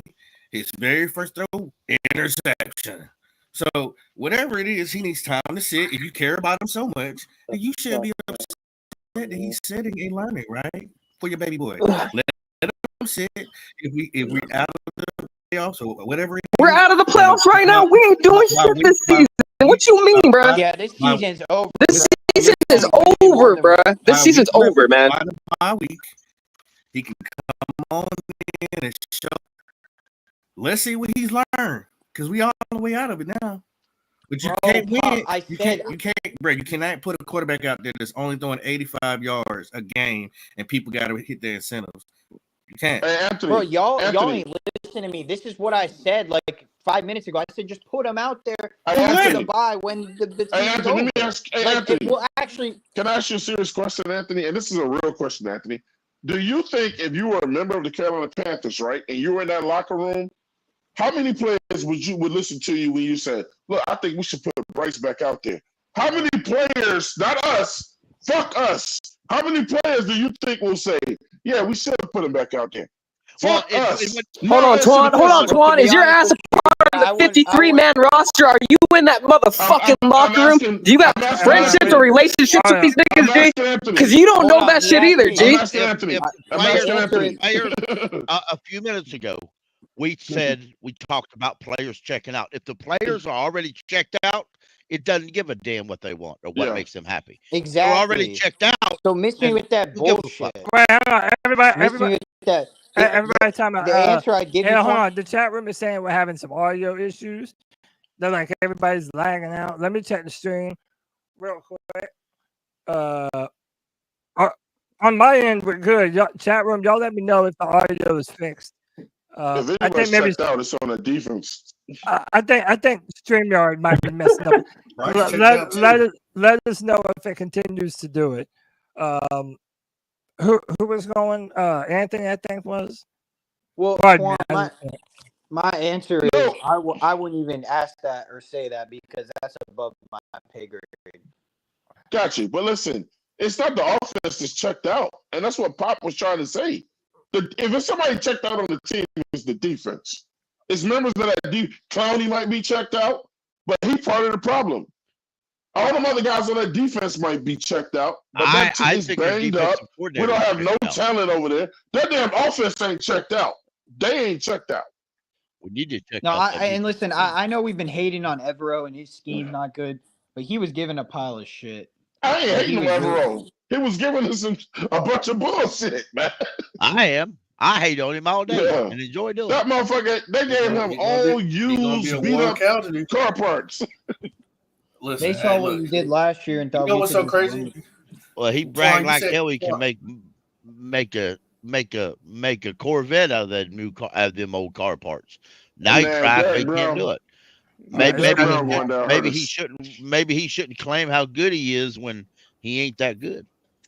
And guess what, Cody? We're gonna be even better on offense when Thielen gets back. We're gonna be even better when he gets back. All right, Pop, and then I'm gonna add more people. Bro, I don't think Thielen coming back. You said the best thing. You said that the defense is checked out. Imagine you would have both sides checked out. Yeah, because the offense ain't scoring, and then the defense can't stop nobody. So now you put Bryce out there, they're checking out. And so, hold on, real quick. Let me bring Kobe back in. Kobe, I know you were a big time fan of Bryce for a long time, and now you have almost soured on him completely.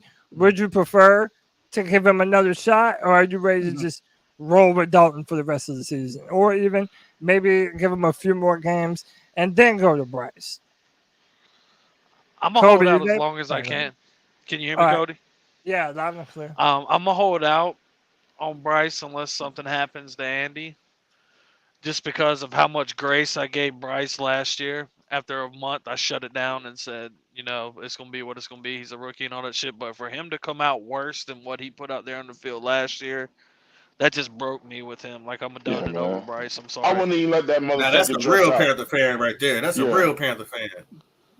I wouldn't even let that motherfucker dress out, Cody. Go put on a sweatsuit. You ain't putting a fucking uniform. Yeah. It's just tough to watch. Bryce, I can't watch him anymore. I really can't. He's trash, man. Motherfuckers just accept it. He's just not good. No, why we got people questioning people's fandom in here, bro? Nah, I mean, you're just playing with that shit. I'm just joking, man. I'm just joking. Don't get sensitive on me. I'm just joking, bro. But you know what? I do get tired of him running out to the field every time when Andy do something good. Come on in, buddy. Like, bro, go sit down. I mean, Pop, what else is supposed to do, man? He ain't got shit else to be doing. Hold the clipboard. That's what you do. When Andy comes to the bench, you get up and let him sit down. That's what you do. There's a whole clip on. There's a clip going around on Twitter now, like that shows when Bryce was in the game. I don't know if it was last game. What is somebody helped him off the ground? This dude looks like he's fucking crying. Dude, the nail in the coffin to me was when they did that interview with him in the locker room, and he's like, "Yeah, that was the nail in the coffin." I'm not very externally motivated. I'm like, bro, do you even know how you sound to Panther fans? Bro, he doesn't know how soft he sounds. He was crying. G baby, where you at? Your boy was on the field crying. G-Baby ain't in here no more. I saw him in the bottom. Listen. That motherfucker was crying. Well, maybe he is. Y'all are down bad, bro. No, bro. That's the problem with fucking Panther fans. Y'all always want to win when we don't have the fucking roster to win, bro. Y'all something else, bro. Y'all something else, bro. Hold on. Let me holler at G real quick. G, would you not agree though that Andy Dalton was able to do more 2 years? Andy Dalton is fucking 36 years old and been in the league since 2011. He don't get shit from me, bro. Andy Dalton been on multiple teams. He don't get shit from me, bro. You're not. I don't know, bro. Andy don't get no credit from me, bro. He was able to do more with the same roster, the same O-line, the same players. He was able to move the ball down the field. That is something Bryce Young has not even demonstrated the ability to do on a frequent basis. That's false, bro. That is absolutely fucking false. That is false. And if we don't win another game until the fucking bye week, and y'all are over here saying let's put Bryce in after the fucking bye, we still haven't won games with fucking Andy Dalton. Get the fuck out of here, bro. Look, man. Come on, man. The fact that y'all are over here on fucking Andy Dalton's tip like this lets me know y'all are down bad, bruh. It's fucking ridiculous, man. He's a better quarterback. And he's been in the league since 2011, Twan. What the fuck? What are you talking about, G? What you mean? What are you talking about, bro? We don't know what is that. What is that about your guy? Yeah, hold on, G. Is there no chance at all that Bryce is just not the player that we thought he was? Dude, Bryce is the player. We got to see more from Bryce, bro. We got to see more from Bryce. Y'all is absolutely out of your fucking minds, bro. He's already played 18. How many games? Yeah, on another team. He had a fine rookie year, bro. What are you guys talking about? His rookie season was not that fucking bad. Y'all are out of your minds, bro. He had absolutely no weapons, no nothing. What are you guys talking about? Dude, that's a little bit wild. Oh, bro. I'm watching QBs right now in the NFL. No one's playing good in the NFL at the QB position. What the fuck are you guys talking about? That's the funniest shit of the year. That's facts, bro. Facts. Look at the fucking stats, bro. There's maybe one QB, two QBs right now playing well. Hey, Twan. So what is Jaden Daniels? Has finally turned himself to the BBL. Bro. He's one of the two. Jaden Daniels. I would consider Jaden Daniels and Lamar Jackson the only real two QBs right now that are playing well. Trevor Lawrence ain't playing well. And what is Sam Darnold doing? What is Sam Darnold doing? Sam Darnold's doing all right, bro. Sam Darnold's doing all right, bro, but we ain't talking about Sam Darnold, bro. What about Baker? What about Baker? Baker's got never got rid of Sam Darnold. How about that? Sam Darnold looking like an MVP. How about this? We should have never got rid of Steve Wilson. Sam Darnold's an MVP. What is Jared Goff doing? Yeah. What is Jared Goff doing? Jared Goff had a perfect game. That motherfucker said he had a good season. Yeah, but just fine season, man. He a fucking rookie. We gotta see. That's the problem with fucking Carolina. We never develop fucking players, bruh. You motherfuckers are always willing to give up off a player off of 1 or 2 fucking seasons. That's the problem with fucking Carolina, dog. We don't know how to develop talent. Y'all always want to go to the playoffs. Y'all always want to have these winning seasons, and we don't have the fucking roster to do so, bruh. Get the fuck out of here, man. Let me ask you a question. Time out.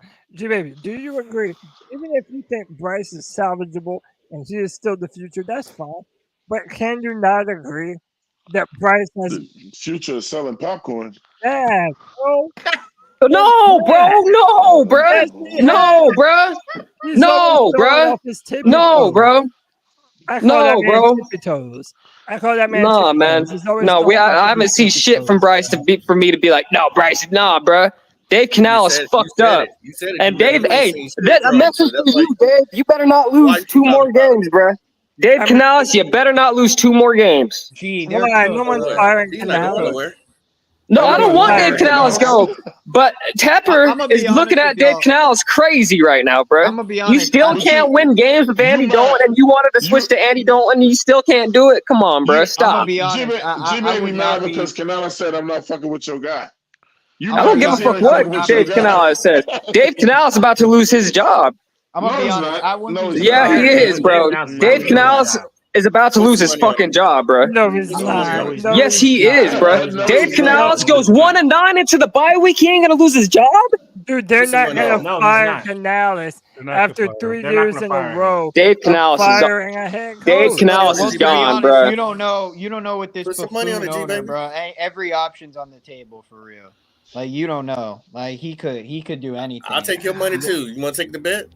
No, I'm not betting you. Oh, okay. Dave Canales is gone, bro. He's gone, bro. You switched to Andy Dalton and you still can't win games.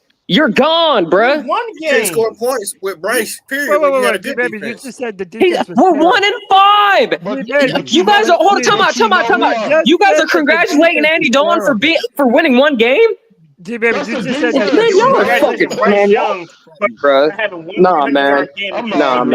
Y'all are down bad, bro. We got the worst roster in professional sports, and y'all over here trying to fucking y'all can argue with G baby if y'all want to.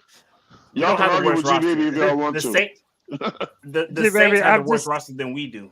But G baby, I'm just saying a minute ago, G baby, you cited the defense as why the Panthers have been so bad with Bryce. But then you never mind that when you said that Andy Dalton's been the starter and Dave Canales might be 1-9, and that defense all of a sudden doesn't matter now. He's not the general manager. He's not the guy. Hold on, time out, man. Hold on. Dave put together this roster with Dan fucking Morgan, bro. I don't want to hear that shit, bro. No, he didn't. Yes, the fuck he did.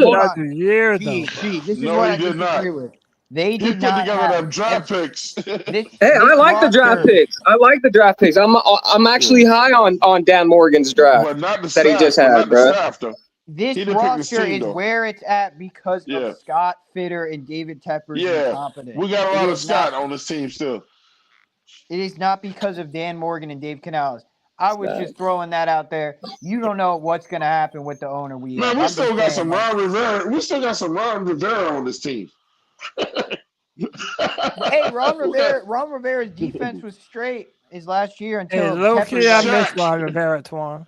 Never recovered. No, they just didn't hire the right guy after Ron. It was time for him to go. I didn't like Ron at the end because Ron was trying to save his career and he kept putting Cam out there, bro. He knew Cam should have never been on that field. You might have the right guy now if given time. Yeah. And that's what I'm saying. You got to get these bad contracts out of here. They got to go get a good DC. Players out of here. Yeah. So I hope he gets time. Keep firing.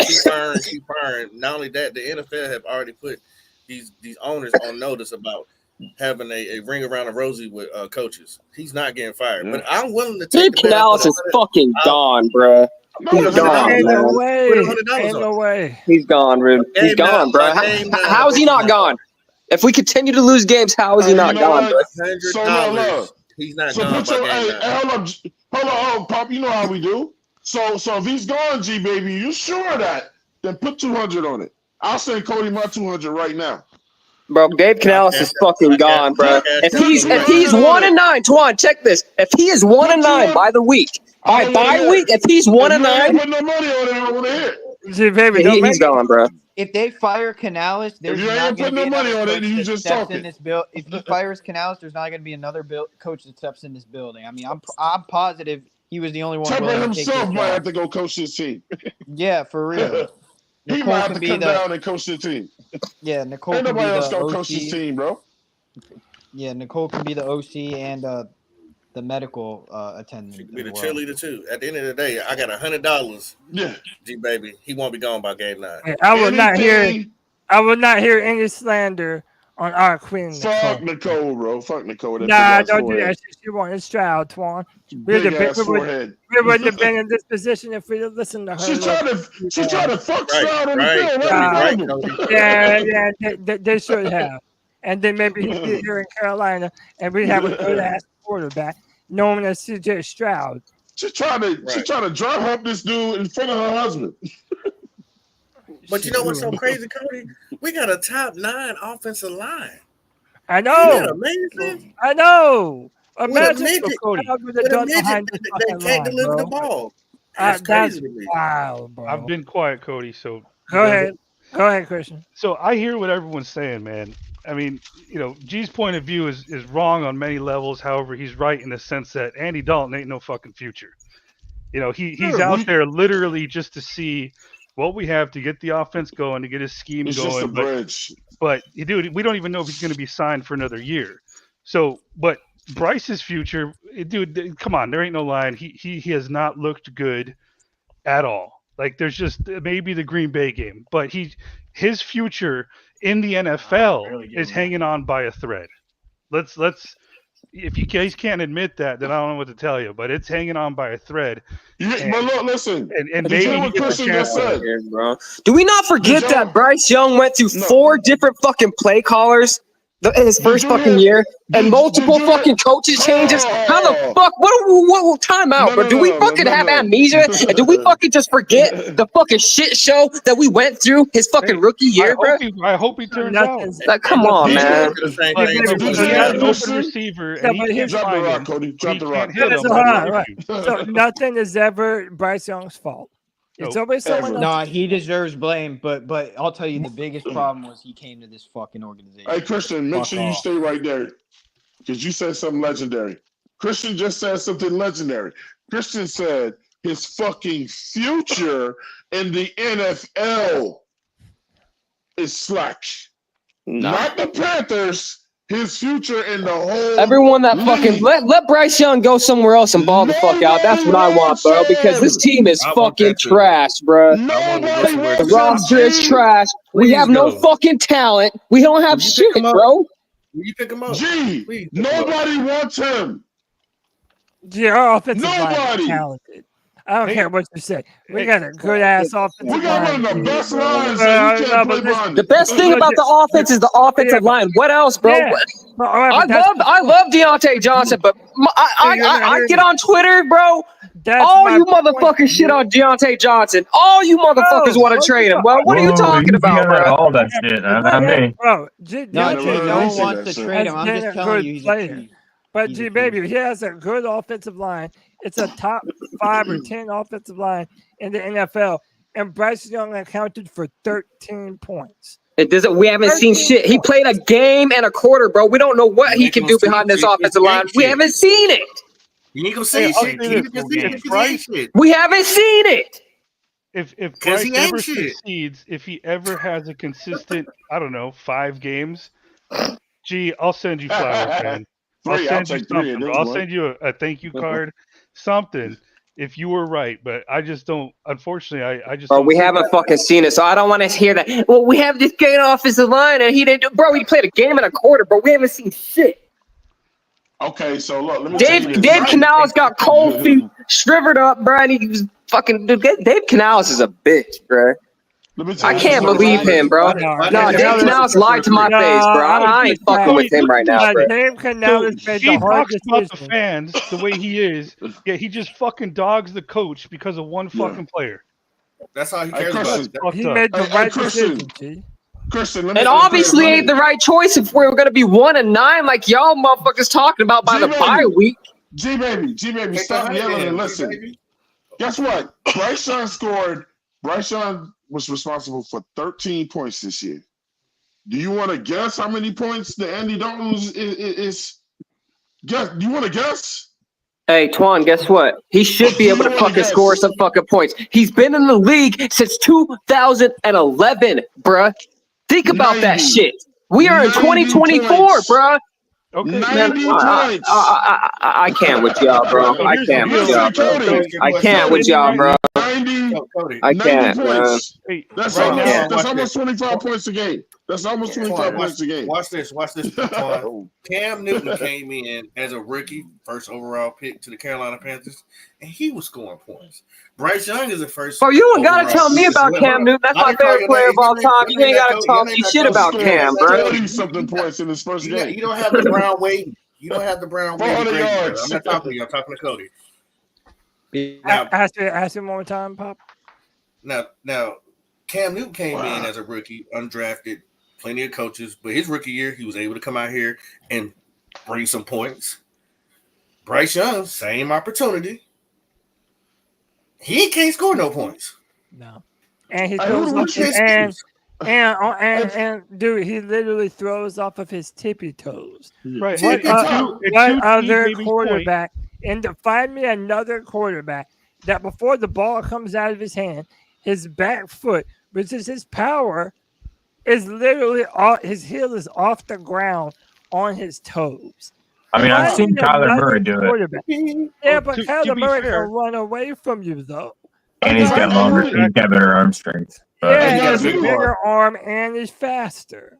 Who do we trade up? Fair, the offense. Who do we trade up for to get Cam? Who do we trade up for to get Cam? Nobody. Nobody. We earned that. We did. We earned that. We earned that. Hold on. What players did we give up to get Cam? None. Nobody. But I'm just saying, if the kid's supposed to be so great, the first overall pick, like G Baby said, why he can't do shit? Mm-hmm. Cam did it. Because Cam's different. He was different. I would have settled for it if I could see him like progressing or see a path for success for him. I never did. Yeah. Hey, let me welcome in Cardiac Cat 13. Cardiac, what's up, dude? What That's up, a hell of a dude? name right there. How you feeling, man?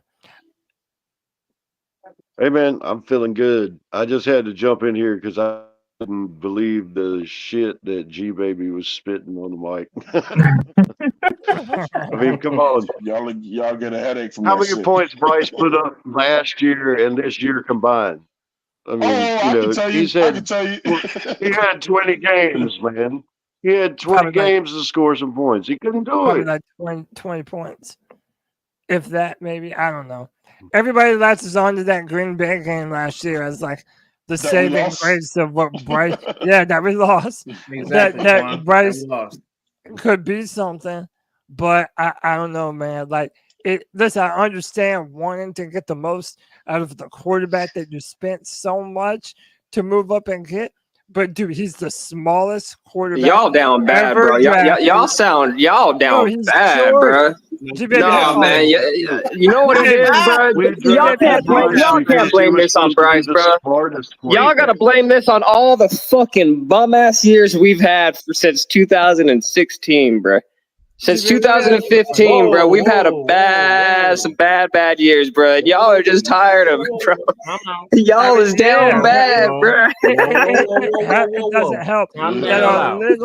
Y'all down bad, man. 2017. Y'all gotta cheer up, bro. Come on, man. Don't let this. Hey, I used to let this team get me like that. Hey, listen. I used to let this team get me in my emotions, get me all wild up, but I've been fucking crossed over and just been slimed out, been just done dirty by this organization so many fucking years in a row. I don't let these motherfuckers get in my feelings no more, bro. The Bryce pack got you fucked up. I don't let this organization get in my fucking feelings no more, bro. I don't get mad when we lose games no more, bro.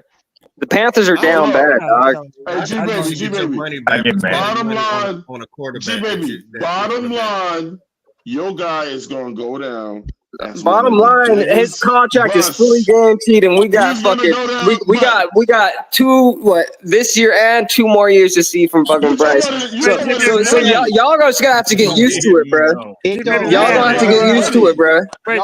Y'all down bad, bro. Let me ask you, baby, a question. Gee, so since you don't want Jonathan Brooks to start this year, absolutely not. All right, so then why not? Since you said that we're gonna have Bryce under contract for the next 3 years or whatever, why not bench them both for the rest of this year and then give them a fresh start? Hey, Cody, don't give him no ideas, man. Don't give him no ideas. Bro, why would we? The only person that shouldn't be coming back is the dude coming off of an ACL injury, bro. It's not worth the risk, bro. We got Miles Sanders and fucking Chuba Hubbard. I don't understand why we need another fucking running back, bro. I'm saying it again. Your boy is going to go down as the biggest bust of all quarterbacks. Hey, Twan, I got that. I got that screenshotted, G. You know he's going down as the biggest No, he's bust, not, bro. Bryce Young will be just fine. We just got to get him in the game, get him some reps. He'll be fine, bro. Bryce Young will be just fine. He had a whole year of reps. He still ain't done nothing. Right. A whole year reps with 4 different play callers with multiple different head coaches. What are you talking about? Wait, time out. Who said Bryce Young would be just fine? Who said that? No, I said that, G. The fuck? All right, man. Sometimes your voice. Stand on that shit, bro. Y'all just down bad, bro. Y'all listen. Bryce Young's name shouldn't even be in y'all's mouth. He hasn't played, bro. So the fact that y'all still got this nigga's mouth. It's just crazy, man. Hey, the hate is real, bro. The hate is real, bro. The fact that y'all still got this man's name in your mouth and he ain't even been playing, bro, that's just wild, bro. I'm just sick of everyone. That's wild. He done got his girl took. He done got his girl took. He ain't got no game. Hey, Twan, I don't give a fuck what you say. Every man's had Twan. Every man has had their girl taken. I don't give a fuck what you say. I ain't never had my bitch taken. You're a damn lie, bro. You a damn lie. There's been a time in your life where that bitch was taken, bro. Never. You a liar, bro. You a liar, bro. You a liar, bro. I've never had a girlfriend. You a damn lie, bro. Trust me. Well, then, then I guess you've just been with one woman your whole life, bro. Because if anyone has been with multiple women, y'all have been all done dirty, bro. I've been with several. So don't tell me. Ain't no girl left me like that. Yeah, I would have been done dirty. Listen. I might have been done dirty, but she ain't leave me though. Stop it. But you're right, D-Baby. He is gonna get a lot of reps on the scout team. You're right. Bryce got his taken. He done got his position taken, his heart taken, his bitch taken, the ball taken. The only ones that hate on Bryce Young are the ones that wanted CJ Stroud, bro. Y'all are just down bad, bro. You wanted him too. Y'all will be okay. Bro, I was fine, bro. CJ Stroud was my fucking second quarterback. So even if I did take CJ Stroud, bro, I would support him either way. I would support any QB that's playing for the fucking Panthers. I don't care, bro. I support don't hate nothing. I've seen Eddie Jones since 2011, bro. He ain't shit. You only care about Bryce. G-Baby, will you admit that we should have taken Stroud over Bryce Young? Absolutely not, bro, because CJ Stroud hasn't looked all that great either this year, bro. CJ Stroud got fucking 4 different fucking wide receiver ones. What are you guys talking about, bro? We don't got no Nico Collins, Stephon Diggs, fucking Joe fucking Mixon. Get the fuck out of here, bro. Why are y'all asking G-Baby questions y'all know the fucking answer to? Like, it's fun, bro. I stand on that shit, man. Give us a Nico Collins, man. Hey, man, shit, bro. For that, I'm going to give y'all the towel to show.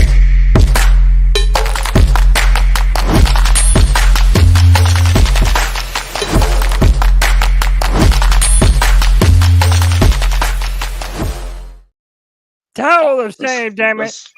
Cody, you want to talk about QB so much? Let's talk about your boy Trevor Lawrence. You wanted to trade our entire draft for that motherfucker, man. Get the fuck out of here, bro. Don't talk to me about QBs.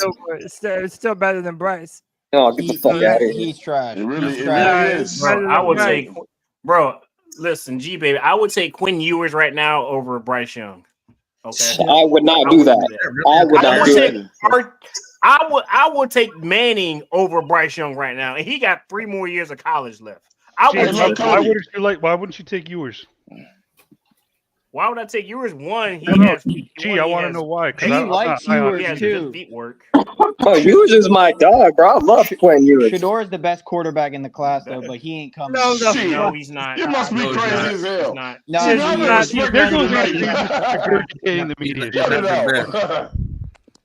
He's number 2. No, he's not. Hey, bro, I agree with Panda. I'd still take Matt Corral over Bryce Young, straight up. No, Matt Corral's in the UCFL playing in the jungle with some fucking. But look, let me hit G Baby. Let me hit G Baby with a grown man stat. Johnny Manziel. Hold tight. Let me get this off. Will Greer over Bryce Young. Oh shit. Let me get this off. Let me get this off. Games played 174, man. You know what I'm saying? His completion percentage is 62.6. He's he's going to hit it this year. 40,000 yards. That's second ballot Hall of Fame, bro. Get the fuck out of here, Twan. He's going in. Counting stats. Get the he hasn't done fuck out of here, bro. He's going. Stop it, Twan. Stop it. Playoff game, bro. He's going in. What are you talking, Twan? Bro. Twan, you sound like Bat Daddy calling him a Hall of Famer. He's not a fucking Hall of Famer. He's just played long. He's going in, bro. He hasn't won a playoff game. Y'all don't understand. Look, y'all don't understand shit when it comes to football. You don't gotta win, bro. He has the stats. He's going. Oh yeah, okay. You ain't gotta win. No kicking it and win. No kicking it and win like that. He's gonna go win. Who? Luke Kuechly didn't win. We didn't win games like Luke that. Kuechly didn't win? We went to one Super Time Bowl. out. Whoa. Time out. Twan, are you wait? Time out. Are you wait? Time out. Twan, are you saying Luke Kuechly's not a Hall of Famer? I said Luke Kuechly is going into the Hall of Fame on his own merit, on what he did. And he won games, motherfucker. What are you talking about? He won plenty of games. Twan, let me tell you something. Eli Manning's only going in the We Hall didn't go of to the Fame. playoffs like that. Eli Manning's only going in the Hall of Fame. All I remember from fucking Luke and company is us always having winning seasons, dog. What are you talking about, G? Who gonna tell him? Who gonna tell him that if you get 40? Who gonna tell him if you get 40,000 fucking yards, you're going in the Hall of Fame, bro? All right, so why isn't every team wanted to sign Andy Dalton then? Hey, Anthony, before you speak, Anthony, go look up how many quarterbacks has ever had 40,000 yards. And then on the next show say, you're right, Twan, I looked it up. It wasn't that many guys. No, that's fair. But He's been in the league since 2011. It is 2024, bro. And he's averaged 4,000 yards a year. Twan, do you not forget who he had at the beginning of his fucking career, dog? The only reason why I brought this up is because you keep on trying to compare him. Hey, I would sign Joe Flacco before I would Because he sign keep on fucking trying to Julio. compare him to Bryce Young. There is no fucking comparison. I like Joe Flacco. But how can you compare someone that's been in the league for that long to a fucking rookie, G? And he don't working on 1,000 yards. Fuck out of here, man. Y'all crazy. Andy Dalton is right now. Andy Dalton is almost at The hate 1,000 is yards. real. The hate is fucking real, man. He's trying to cut me off because you know. Misery loves company, man, and I ain't joining you fucking motherfuckers. Misery loves company, and I'm not there. I ain't joining you. I ain't joining that shit. Andy Dalton right now is getting ready to hit 1,000 yards, right? And we all know how many did Bryce have for the whole year last year? It was close to 1,500 or some shit. He like had that. 4 different fucking play callers and multiple head coaches. What do you want him to do, bro? What do you want him to do? On a bad fucking roster. It doesn't matter if you don't care. Let's get some order in this thing now, shall we? No, hold on. No, I'm spitting facts. That's facts. We all seen it. Slow down. But y'all are talking about the start of Cam Newton's career for what? For what? What does that do for us right now? Hold on, Cody. Y'all are Let me ask talking about some old ass bullshit, bro. What does that have to do with this now? Nothing. Nothing. What I brought up was the comparison between Bryce Young and Andy Dalton. That's a dumb Bryce Young comparison. did not throw for 1,500 yards last year, bro. I don't know where you got that stat from. How many did he throw for? He threw for 2,877. The only thing I'm saying. That's how I know you hate that nigga, G. You black ass man. Black man. Nigga. That's how I know you hate it, nigga. So stop, Twan. Stop the hatred, G. Yo, chill out, bro. Nobody. And support your fucking QB, motherfucker. Man, what is that? That still ain't shit. Bro. Hey, is Edge in here? Is Edge in here? Yeah. I'll stop for what? About the fucking time if I need to, boy. Let me tell you what. I'm trying to move on to the final segment. We're going to talk about the Commanders and how bad we're going to get our ass whipped this Sunday. I want you to tell me your prediction. I want you to tell me your final score. And I want you to tell me your player of the game and be as in-depth as you want to, man. This is the final segment of the free-for-all. I gotta go. Go ahead, Ant. Well, the Ant go first then. Man, they're gonna get their fucking ass whoops on my birthday, man. Happy birthday, bro. Oh, you trying to I what? appreciate 22? No, 20th. The 20th. I'll be 22. But I may not even watch the game, to be honest with you. But no, go get G Baby and watch together. Hey, I've been telling G to come down to Charlotte. No, for real. We're gonna Anthony, you better watch the game on your birthday, dog. That's Hey, we're gonna lose. Call G Baby up and watch together. 34-17. Player of the game, Frankie Louvu. Oh shit! Oh fuck! We got multiple Panther players on that team, don't we? Yeah, Jeremy. Yeah, Chinn. he's gonna. Miles Sanders he's like one hand Chin ain't gonna get off. No, listen, Miles Sanders he is might. gonna Don't get say that, Twan. Don't say that, Twan. He'll fuck around and pick that game to have a career game. No, listen, Miles Sanders is gonna get that one hand off. Not against that offense. Yeah, I mean, well, all right. Louisville ain't getting in that backfield. So wait, fuck Ant, did you give me your final score? What was the score? Yeah, I said 34-17. I gotta go, boys. Keep motherfucking pounding. All right. Appreciate you. Keep pounding. Appreciate you, Keep bro. pounding, boys. All yes, sir. Kyle, my bro, I appreciate you, man. Thank you for the graphs and the charts that you allowed us to use, man. Yeah, no problem. Give me your player of the game. Who's gonna win in the final? Oh fuck, that's gonna be brutal. So player of the game is gonna be Jaden Daniels, and he's going to. I think he'll throw at least 3 touchdowns. So give me 42-24. Washington. Damn. Shit. All right. Who did you say the player of the game is? Daniels. Jaden Daniels. That's a good ass pick. Dude, he might win MVP this year. No shit. No. He definitely might win Rookie of the Year. I mean, I'm not gonna lie. I'm kind of pulling for him to win. Malik Neighbors is out to win MVP. No, I've seen it. He's back. He's playing. Hey, look, man. I'm gonna say it like this. Your boy, man, he's showing up to me, bro. I'm liking him the most right now. Over there with Chicago, bro. Yeah. He's figuring this shit out, bro. He's figuring it out quick. All right, let me go to my man Edge from the 704 Started Bound Show. He has DJ Moore, Keenan Allen, and Romo Dunze, dog. And Cole Kmet. Hey, by the way, before we go forward, I would like to say that every single quarterback that y'all just spoke of, either Daniels or Caleb Williams, the Panthers could have had if we didn't trade up for Bryce. I just want to but they wouldn't have solid defenses behind them, keeping them in every game and making sure that they have it very easy. Yeah, that's true, but we would have a franchise quarterback. We do have a franchise QB. He just needs to be on the fucking field. We don't. Second that. Hey, Cody, second that, Cody. All right, hold on. Let me go to Edge. Edge, give me your player of the game. Who's going to win and your final score, bro? Well, player of the game is definitely going to be Jaden Daniels. That's one. But I actually got us winning that game. I actually got us winning. But I actually got us I give me 20. I give me 21-20. 20. Bro, is that Edge? Hey, is that Edge? Yeah.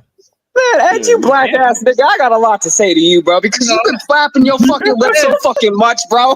Like, you're fucking hilarious. Oh, now we're gonna beat the fucking Commanders by 1 fucking point, G? Come on, bro. Let's be real, Edge. Come on, G. Any given Sunday.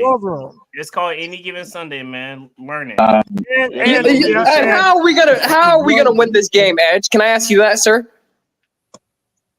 How we're gonna win it? Our offense. Run the football. On offense. So this defense is going to hold the Commanders to 20 points. I think that's what he said, bro. Okay. And by the way, if they run the football, anything can happen. Look, the Commanders can happen. They're not defended the run well at all. They're just not. Like statistics, they're having the football run all over them. So if Chuba, they're relying on Jaden Daniels to get them out of games. They're relying on Jaden Daniels to get them out of games. It might be a trap game, bro. You never know. You're relying on your rookie to get you out of games, and your defense can't stop the run. I mean, bro, all we got to do is run the ball. Run the ball. Is what's his name going to be back? The running back? What's his name? Robinson? Brian Robinson? Is he back? No. No, not yet, no.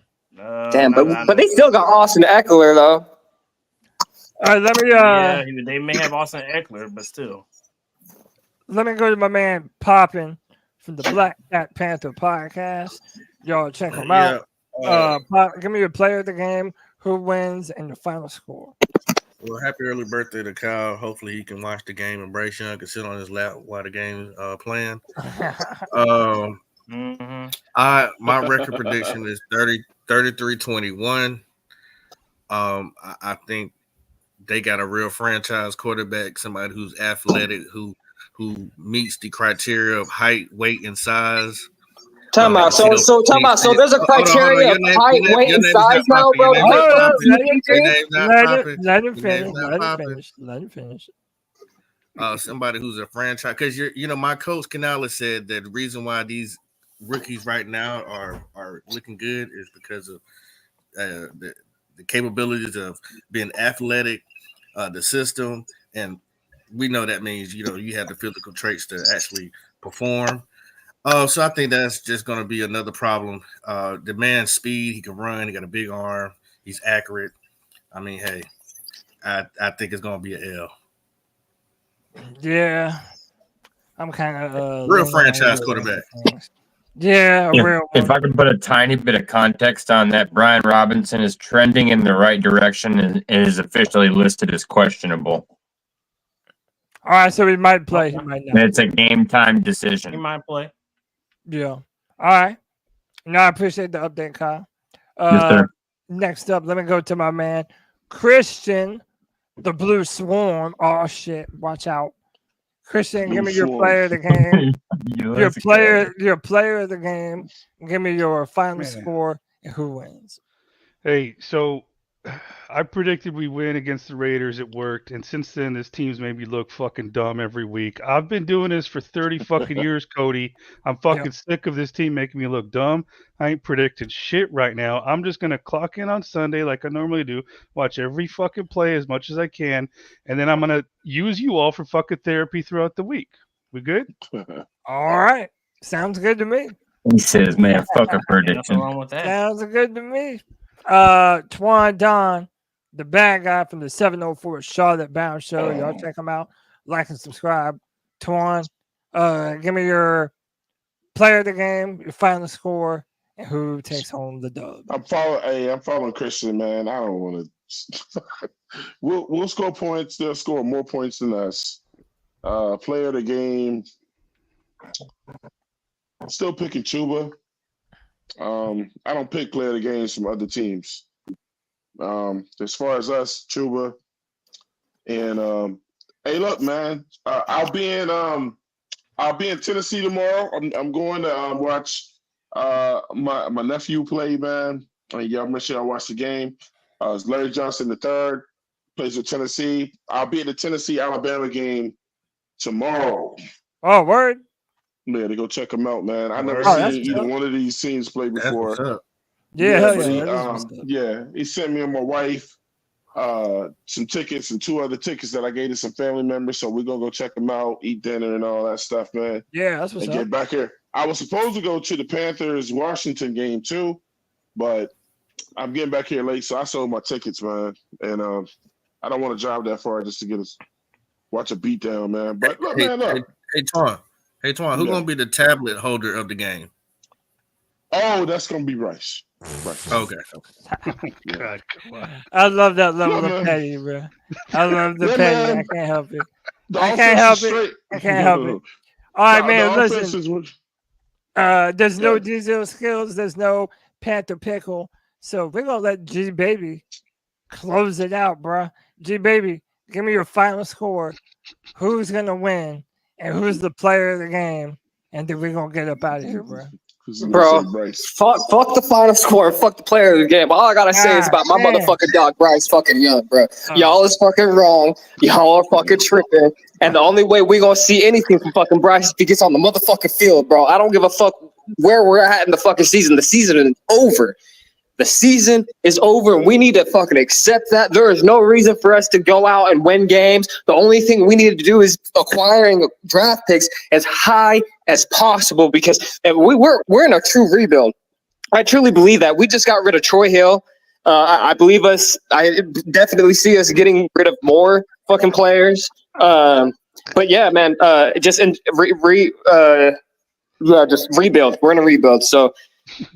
I don't know what else to say, man.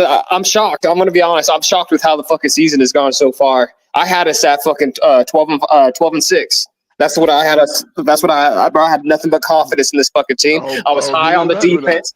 I was high on the defense. I love the Jadeveon Clowney pickup. I loved I loved the Jordan fucking Fuller. And I know I'm closing this out, but we have the fucking worst safeties in the entire NFL, bro.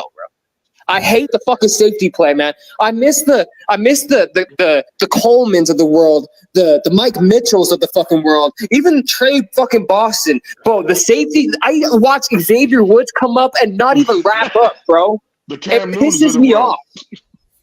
So that's why I missed the Cam Newton. Well, he ain't wrong. My final words for the show is I'm picking the Commanders. I think it'll be 37-10. I think they're gonna shit on us, bro. And I think Jaden Daniels is gonna be the player of the game. I think he might. Okay, if it's 37-10, why the fuck you hyping up Andy Dalton if he can only put up 10 fucking points against this sorry ass defense, G? Maybe 10. Cody, low. Cody, I want to ask All right, you're right. Maybe 10. I'll say 37-17. How about that? Cody, I want to put something on that though. Jason, look, I look for Daniels to get picked twice in the game, though, bro. I'm telling you, he's not gonna match up well in the chess game with J.C. Horn. I think J.C. Horn gonna play him. All right, Quan, if you're gonna be over here predicting interceptions, give me a motherfucking prediction, then, motherfucker. I predict Bryce Young to be on the team next year. Score. No. Who's gonna win the game? I don't want to score the game, G. Dude, come on, give me a prediction. Twan, no, bro, because I know what you're doing, Twan. G, I know what the fuck you're doing, dog. Give me a prediction, G. 28, 31-17. And who's winning? They are. All right. Frankie Louvu might also be. And they're at home. They're at home too, bro. Yeah. Louvu ain't getting in that backfield, bro.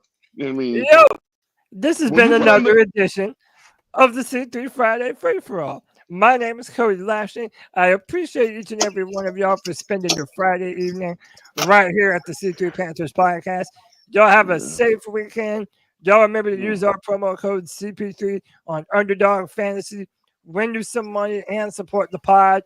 We love y'all. C3 Legion. Until next time, this Sunday for the post-game show. You already know what time it is. Hey, yo, Pop, say up here, Pop. We're going to keep pounding, baby. Let's go.